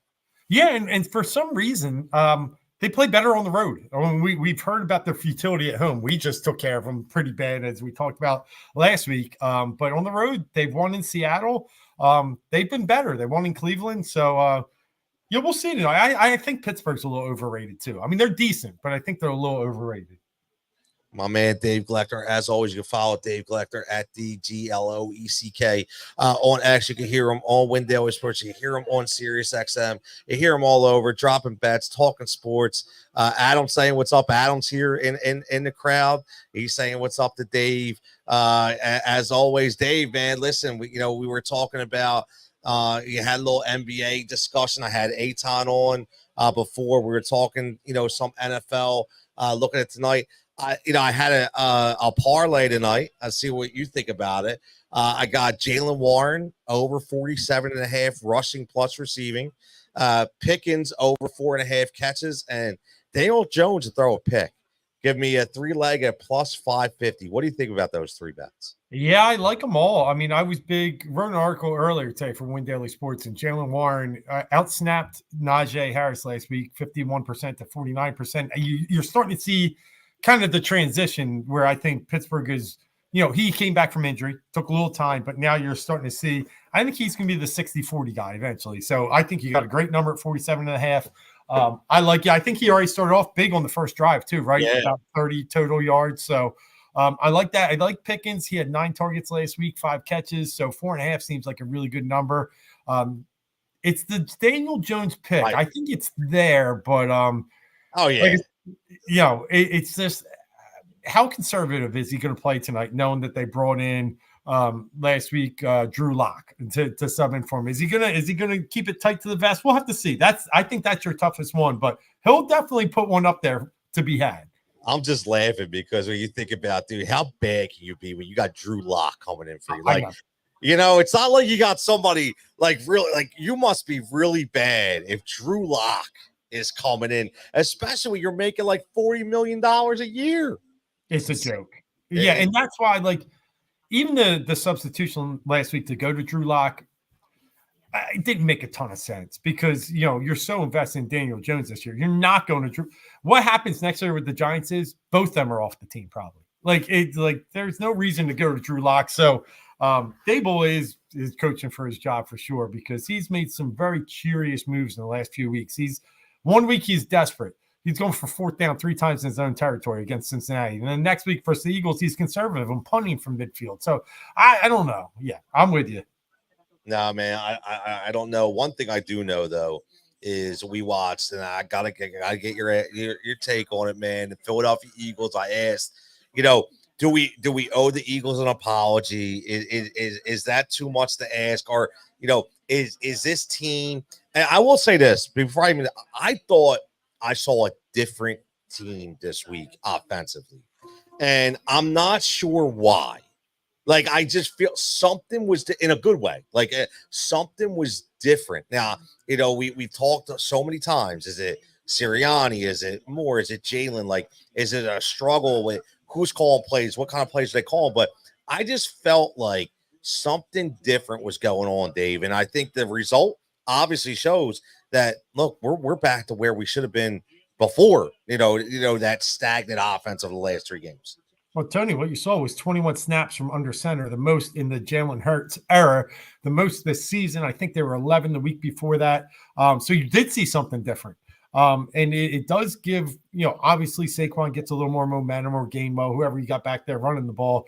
Even Shipley had a good run that got called back. Oh, I felt so bad for him, man. That was great. Yeah, they were all hyped, but you did see a little different. And I do think I still have a little bit of concerns about Jalen because he held the ball a little too long early, and then he got more decisive. And then he was in, and that's what I like too. I think that was different too. I think he got the ball out on time a lot better. So for him being under center, the play action worked, the running game worked, but also I think he was a little more decisive. All that together, we're starting to see.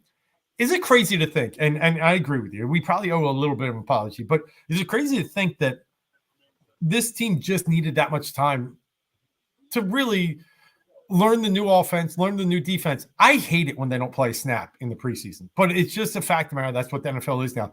Is this team ascending? And I think we're seeing that because they have needed some time to adjust to be able to learn these things that Kellen Moore and Vic Fangio, because as much as you're going to celebrate the offense, I'm more on the defensive side. That was another masterpiece. I thought, okay, the first drive, I get it, but it took them 10 minutes to score on us.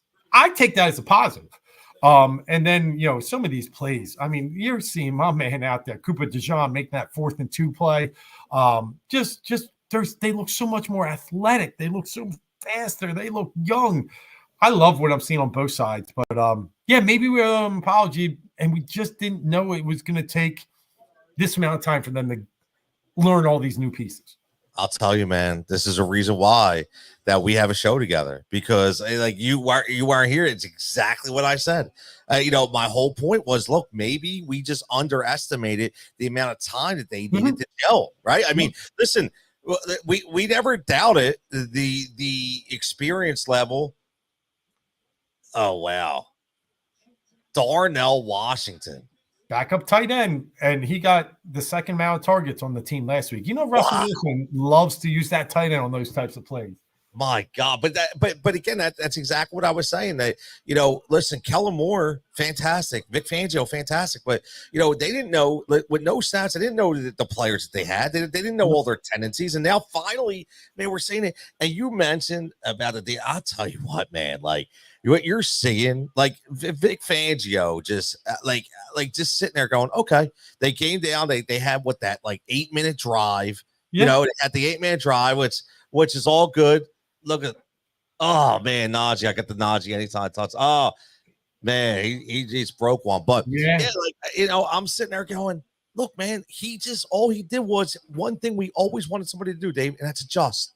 All he did was adjust. Yeah. And and that defense, man, like you said, like the way that Nakobe Dean was snuffing out screens, the way Cooper DeJean was flying around, like that play he made on Jamar Chase, dude, that was such a time play. And Zach Bowen. I mean, but you said the name that I thought Nakobe Dean was maybe not an NFL player after the first 3 weeks. I was like, the guy looks slow. He's making terrible reads. He's not decisive. And it just looked like the NFL might have been too big for him. And I'm like, oh man, maybe they missed this one. These last 2 weeks, he's been a dog. And a dog, that's what he was in college. He looks so much faster, so much more decisive. I'm so pumped for the kid because I think he's just a good guy, but also someone that has gone through a lot, dropped in the draft because of injury. I'm so pumped for Nakobe Dean. And then here's the other thing. I heard, and this you said adjustment. That's why this put an antenna up on my head. The Eagles came in this game saying the Bengals are one of the best downfield passing teams in the league. I think they were second in yards per play downfield. They said we're going to limit that, and sure as heck they did. That's why Gesicki got a lot of underneath, and that's why he's killing them early. But they took the top off that team. They didn't let Jamar Chase beat them. And the one time they tried it, what happened? interception. Isaiah Rodgers made the huge play, tip it over to Gardner Johnson. So I think you said adjustment. It's great. Vic Fangio is not this coordinator that comes in with just we're going to do it our way. He scouted and he figured out what he wanted to do, and he had a masterpiece, a great game. Joe Burrow, I think, was coming in that game with like 780 yards in his last 3 games and like 7-to-1 touchdown ratio. Like, they held him in check. They did. I mean, they made him look like a pedestrian quarterback, man. Yep. Like, that's not easy to do. That's not easy to do. And their run defense has been unbelievable, man. Like, their run defense has been so good. It's crazy. Like, I don't know, man. Like, it's getting me excited. I'm trying to temper expectations, you know, because essentially, you know, we're sitting here, and if we didn't lose to Atlanta, which we shouldn't have lost to Atlanta, right? You know, we got a game coming up against Jacksonville, who looks like Dougie Pease will be coaching somewhere else next year. Oh, yeah. I mean, I think we already know that. Not like I'm really worried about it, but you know, this is a team that essentially is going to make some noise. And you said ascending, which is a very, very, very important. Now, looking at a lot of other elements on this team, I was saying the one thing that I've really underestimated was how much they play as a team. Yeah. And you know, like I was saying, the first person to congratulate Devontae Smith was AJ Brown. You know, Saquon Barkley could care less about his touchdowns. He's running a tush push. Like, he didn't get in the end zone. He didn't care. Like, he just wants to win. Like, I'll tell you what, when you have a team like that, Dave, it's really hard to not cheer for these guys. Yeah, it's contagious. Did you see the clip of Saquon the week before when Nick comes up to him and says, "Hey, you can go for you can get your personal best." He's like, "Let the young kids eat." Yep. Yeah, he didn't know he's getting filmed, but it's absolutely, it's contagious. It's great.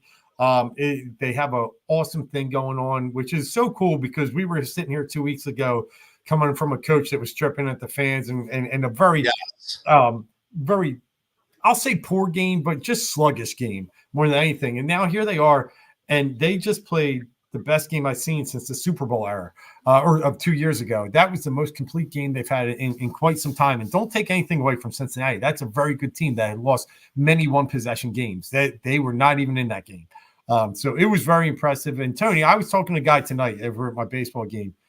Outside of Detroit, I mean, at this point, are the Eagles the second best team in the NFC? I got to give the Commanders their props. I got to give the Packers their props when we beat the Packers. Yep. I think we're back there. I think we're right there as a Super Bowl contender now, and we're the second best. I mean, forget Arizona's winning the NFC West right now. Like, you can throw all those teams out, and Atlanta, we already saw. Like you said, we should have beat them. Philly, Green Bay, Detroit, like, we're right there. It's crazy, man. We are right there. We literally, we are right there. I mean, and again, it's exciting, man. It is. And listen, let me ask you, man. You talk about, and you know me with I have no love for Jared Goff, but I'll tell you what, man, that Detroit team, that offense. I mean, listen, man, Ben Johnson's putting on a clinic out there, man. Like, literally putting on a clinic. I mean, and remember, we all buried, I read, he's going to get all this money, be a head coach, and he could have. And he was like, nope, you know what? I'm going to come back and see this thing through. And he's putting on a clinic. You talk about, like I always say, I'm a big Fat Joe guy. Fat Joe was always like, yesterday's prices are not today's prices. Well, guess what? Yesterday's Ben Johnson price is not today's price for sure. What do you think, dude, this Detroit team, man? Where's the weakness, man? Well, the only weakness I could say right now is only because of injury, and that's Aiden Hutchinson in the pass rush. But if you're up 52-14, that pass rush is going to be pretty nasty because you're just like, they're in passing mode and you're just going to, go after the quarterback. So, like, if they're winning big games, the pass rush is going to look even better because no matter what, they know teams are in pass mode. So, I mean, that's maybe the weakness. I mean, I love Sonic and Knuckles, Gibbs and Montgomery. The receivers are fantastic. Jameson Williams suspended, but 2 games. They got plenty of weapons to fit in there. Like, the team's really good. And I've always been a Dan Campbell guy. The problem with Dan Campbell is he'll always make one stupid decision. But I think over time he has started to rein that back in. Now, again, he's getting a little too excited. He's throwing these, running back options. He's trying to throw an offensive lineman. He's doing a little stuff that might come back to bite him. But that team's legit. listen, say what you want about Kansas City at 7-0. Detroit's a better team than Kansas City right now. They just are. Kansas City's point differential is plus 50, and they're only undefeated team. There's 4 other point differentials that are better than theirs, 5. So Detroit's one of them at plus 100. They're just really good. It'll be tough to play there too. I mean, that's the team you want to see get a couple L's and maybe we get some home field because bringing them outside in January will be big. Playing that dome is going to be tough, but give them their flowers. They definitely look like the best team in the NFL right now. No, I agree, man. I do. Like watching them, I'm just kind of in awe, like at how good, especially the way they've utilized, David Montgomery and Jahmyr Gibbs. I mean, a lot of people. I mean, you specifically, we both questioned that pick, right? We talked about that. Like, why are you taking Jahmyr Gibbs with everything that you need? Remember? Yep. Well, I'll tell you what, man. They've really been able to utilize these 2 guys into 2 fantastic offensive weapons, and they're hard to stop, man. They really are. They really are. Jahmyr Gibbs is special. I mean, the dude runs super hard for being a fast back. And I guess, the combination of being able to give him not a full workload and having Montgomery was just the perfect recipe for, the best running attack in the NFL. So you're right. I did question the pick at the time from a need standpoint, for sure. Like, you don't need this. There's so many other pieces you could get. I could still say they probably need a bona fide number 2, but yeah, it's been fantastic, and they look great. And listen, they have a huge game. They're playing the Lions this upcoming weekend. I mean they're playing the Packers. Wow, 6-1 versus 6-2. That's a get your popcorn ready kind of game. So it's exciting, and they got the Texans coming up after that, another first place team. So they're gonna have some tests coming forward here, but maybe a chance for the Eagles, as you mentioned, with Jaguars and Cowboys coming up. Maybe we got a chance to maybe tie them or even take the lead over them in the upcoming weeks. Yeah, man. Listen, a lot of parity in the NFL this year, man. It gets like that every single year, man. And now's the way that you can actually, take that next step again. Live right here from Pike Pub. We got our man Dave Gleckner on the line from SiriusXM and WinDailySports.com. Let's shift gears, Dave. We talked a little NBA with Aton, and we talked obviously a little Sixers, and it looks like Paul George is going to play Wednesday night, and it took Tyrese Maxey 45 points, and he was 5 for 17 from 3, not a very good percentage, to win their first game, man. Like, there's a lot of pieces, very deep team, but a lot of pieces that haven't played together. Same kind of, are we looking at the same kind of concept here, like we are, with the Eagles, saying, you know what, can these guys really play together? Like, it's going to take time before we actually see these guys gel. Yeah, probably. Especially without a preseason. Again, Paul George barely played a game. He twisted his knee early on, and Embiid played none. It's going to take some time. Practice just doesn't, give you that official speed or the competition that you're going to see on the court. So it's going to take time. I will say this. I watched that whole game yesterday, and Maxey has to be a hero. That's just what it's got to be. And he was. Not as efficient from the 3 ball like you said, but I didn't disagree with any of his choices. He'll make more of those in any given situation, and he's the offense they need. But I was worried at the sight of possibly going 0-3. Like, yeah, you can't give these games when you have the Knicks, the Celtics, and teams that are probably destined for 50, 60 plus wins. We can't. And Milwaukee, we saw them firsthand the other night. They're playing well, but now they're down to, they've actually lost 2 since playing us. But these teams that are up there, we can't get too far behind them. So that was just such a huge win. And then the news, like you said, that George might play is big. I am frustrated, though, and I'm sure you are, too, with the whole Joel Embiid thing. It's just like it's conditioning to me. I'm fully convinced it's conditioning. You could see Nick Nurse's face at the press conference last week. He's like, what can I tell you? He's out there practicing. He's with the team. Yeah. Almost telling you he's not hurt. And year in, year out, this is what we got to get from this guy. And you went over and played in the Olympics. They ran you through the gamut to be in shape for that. And you take a month and a half, 2 months off and come back and just lay down like this. Tone, it's frustrating. And we lose that cohesiveness and that team building part that you need so we don't start off slow. But I will say, big win. I'm still excited for the team. Richard Jefferson said the other night he was more impressed with the Sixers' loss against Milwaukee than Milwaukee's win against us because of all the pieces we have. When we build this thing right and play together, I mean, that's 10 people deep. They have a lot of good pieces. This is a good team. Yeah, I mean, and that's what I'm excited for. And listen, I talked about it earlier too. I'm extremely frustrated, man. I mean, we go through this every single year. It seems like, right? I understand it, right? Yep. If it's for a specific reason, because we want to win in April and we want to win in May, we want to win in June. But at the same time, man, like, you know, if this wasn't a part of the plan, like, you know, this is because a guy just wanted to, you know, take off for a little while and then come back. I mean, I'm not that doesn't bode well with me, right? But the deepness, yeah, 100%, man. You see the way they're rolling these guys out. I still can't believe that they were able to build this team. I mean, the way they have. But I will say this, man. I watched the first 2 Boston games, and I came away going, "Wow." Like, I mean, just like the athleticism and, you know, the perimeter defense, you know, the willingness to just everybody to be able to shoot the 3. And I still can't believe I'm watching Al Horford shoot 3s. I just want to bang my head up against a wall with that idiot. But I just like looking at Boston, man. Dude, they are so stinking strong, man. And one guy who I'll get, you know, I know you watch a lot, and one guy who I thought really impressed me, and I think he gained a lot of confidence from playing over was Derek White. And I said, man, this dude, you know, he was scrappy, but now he's a better player, man. And I think it's because of him being over the Olympics and going through that gamut, like you speak of, like Joel Embiid. And I'll tell you what, to get him rolling now too, man, dude, that Boston team is tough. Nobody would have beat them that first night against the Knicks. And when I mean nobody, I'm talking USA Olympic team wasn't even beating them. They were unbelievable, lights out.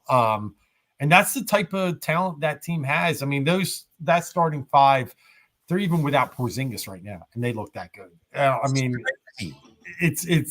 they're tough. And you're right, Derek White is probably the biggest reason, and a pissed off Jason Tatum. Let's also say that, right? He was treated during the Olympics. So, and Jalen Brown could be a little mad too. He didn't get to the Olympics, but I mean, it was for Derek White, so understandable. But yeah, that's amazing. And then you look on the other side, Denver's 0-2 already, and like scratching their head, like what's going on here? And you know, that's the factors of sometimes winning championships. Denver has lost a couple key pieces that were, you know, you can't afford them over time. That's why I'm so amazed that Boston has this nucleus still together after this run in recent years in the championship last year, and they look like they may even be better, and that's crazy in this NBA. It really is, man. I mean, to think that they can be better is absolutely insane. It really is, man. We'll see what happens. I mean, the Knicks look, man. The biggest thing about the Knicks to me, you know, I'm not a cat guy. I never was a cat guy, right? To me, he's a soft player, and you watched it. You know, he's, everybody thinks he's going to be this big guy and bang and no, man, he was sitting outside the 3-point line. He don't want to get inside the paint, right? So, you know, you got to realize who you're bringing in, man. So I don't think that's necessarily like, you know, the end all be all from, you know, with the New York Knicks. But I just watched, Boston, obviously Milwaukee. Chris Middleton's still hurt, but listen, this is Dame. You know, Dame's going, yo, man, I'm going all in this year. You know, it's him and Giannis. And again, the only detriment to that team could be Doc Rivers, right? I mean, look, you know, honestly, yes.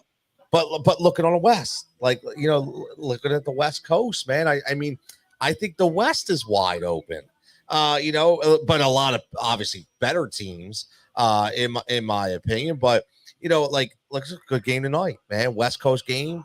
We got the Lakers and the Suns. You know, the 2 really good teams. Listen, Phoenix kind of like revamped and ready to roll. And then you got the Lakers, man. And again, you know, looking at that team, Tom was talking about Anthony Davis, and I said, Dave, I'll tell you what, man. Like, if Anthony Davis, you know, a healthy Anthony Davis to play like 35 minutes, I don't think there's anybody stops him this year in the NBA. He's just an amazing talent, and we knew that coming out of Kentucky. He was like one of a kind, kind of like these guys that we've seen with Wembanyama in the past. But then his injuries and things aside have really slowed him down. You're right. Chuck calls him Mr. Glass. Shaq does too. Yeah. So he's got a little bit of a tagline because of his inability to be able to stay on the court. But people forget how good he is because of that, and he's the key to that whole team. LeBron. Washed up is such a strong word or term for him, but you can already see his game is much different than it has been in years past. They need Anthony Davis, and right now they're getting the best Anthony Davis, and that's why they're out to a 3-0 start. It'll be. I'm curious on the Suns. I really am. Them winning in LA the first night in that new Clippers arena, I thought was very impressive in overtime, and it's going to be interesting to see if they can keep it together long enough, because they're another team that is often injured with like Kevin Durant. Bradley Beal never seems to stay healthy, Nurkic. So they can stay healthy. They might be able to make one of those runs this year. But you're right, the West wide open. But one of our favorites is already out to 3-0 start. OKC Thunder winning in Denver opening night and then winning the next two games. They are so good, man, and they're just getting better. They made some really good trades. I thought bringing Alex Caruso was a big move for them, a six-man that can really, scrap it up and is very efficient. They're just good. They are, man. They are. That's I said. And then you got the, you have what's going on in Dallas. How is Clay going to fit? You have, Ja coming back. Ja's back in the NBA now for Memphis, and there's a lot of good talent in the NBA. It's just a matter of, are you going to be able to tune in and watch them, because you just never know when these guys are going to play, right? Yep. Dave, let me get out of here on this, because we're going to wrap this up in a couple minutes, man. I was asking the audience, had my man Jimmy Mack on. We were talking about the Phillies real fast, and talked about Bob Nightingale coming out today and with the report that, look, man, the Phillies are going to go hard after Juan Soto, man. Like, what do you think, Dave? Does this happen? Is this the answer? Man, what's your thoughts on this Juan Soto thing, man? Yeah, I think it's real. I mean, look, Dave Dombrowski is not a guy that sits back and waits, right? He's a guy that presses the button. What's he got? Maybe 2-3 more years left here. He's not going to sit there, and he knows he's got a team. Aging is probably a strong word, but it is a team in the midst of their low 30s, high 20s that's in their prime. I mean, Zach Wheeler is probably 2-3 years at this level. Nola, maybe 1 or 2. Like it's put up or shut up time, and I do think they'll be aggressive. I don't see him leaving New York. I really don't. But I do think the Phillies will be aggressive. I mean, they're a couple million from the third apron. They'll pay the tax. At this point, to win another trophy, I think Middleton's all in. I do think it's real. And by the way, I'm all in. Outfield's one of the biggest holes they have, if not the biggest. All in, man. I like it, man. Like I said to Jimmy, man, I'm excited. I'm just excited for the chase. Give me the chase, man. Like, at least in the one thing we have in Philly now, we have the chase. It's a great thing. We're constantly in the chase, man.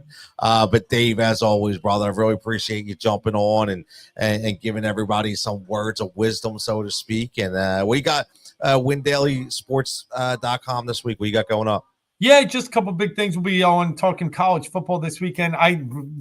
If you're local, if you're national, whatever, Penn State, Ohio State, it's going to be the biggest game of the year to date. One of my sons is actually going out to it. He's got lucky that his friends taking him out. So excited. We'll be doing some college football stuff for that big game. And then obviously the NFL, locking in some bets, locking in some props, but also talking DFS there. So it's going to be a big weekend. Birds, Jags. I mean, you got to keep this momentum rolling. So I'm excited to be all over the sports, but especially football as we die down baseball. But yeah, can't wait, Tone. Absolutely, brother. All right, man. As always, thanks for joining me. We'll catch you next week, and you have a great night, man. I appreciate it. All right, you be good. Take care, buddy. There he is. There he is, Dave Collector, my co-host from SiriusXM, WinDailySports.com, man. Make sure you give him a follow at DGLOECK over on X on all social media. And that's going to wrap us up for tonight here at Pike's Pub for another Monday night. I want to thank everybody for joining in, everybody following along online, everybody on Facebook, everybody on YouTube, everybody on Twitch, everybody on X. Going to thank our guests as always. Thank Jimmy Mack for coming up here and giving us some great knowledge when it comes to the Philadelphia Phillies. Got to thank my man Eitan Shander from Fox 29 and Odd Shopper for checking in as always, and finishing up with my boy Dave Gleckner from SiriusXM and WinDailySports.com. So everybody, man, as always, have a fantastic week. Make sure you're following Pike's Pub on Facebook for all their local entertainment and food specials every single day. We're back here next Monday with some more guests for more sports talk. You can catch me as always. Actually be on Sirius on Saturday. You catch us 6 to 8. I'll be hosting all getting you ready for NFL Sunday. And as always, man, WinDailySports.com catching you up on all the bets for every single night when it comes to NBA and NFL. Everybody, as always, have a fantastic evening. And again, man, we'll catch you back here next week on Monday at Punch.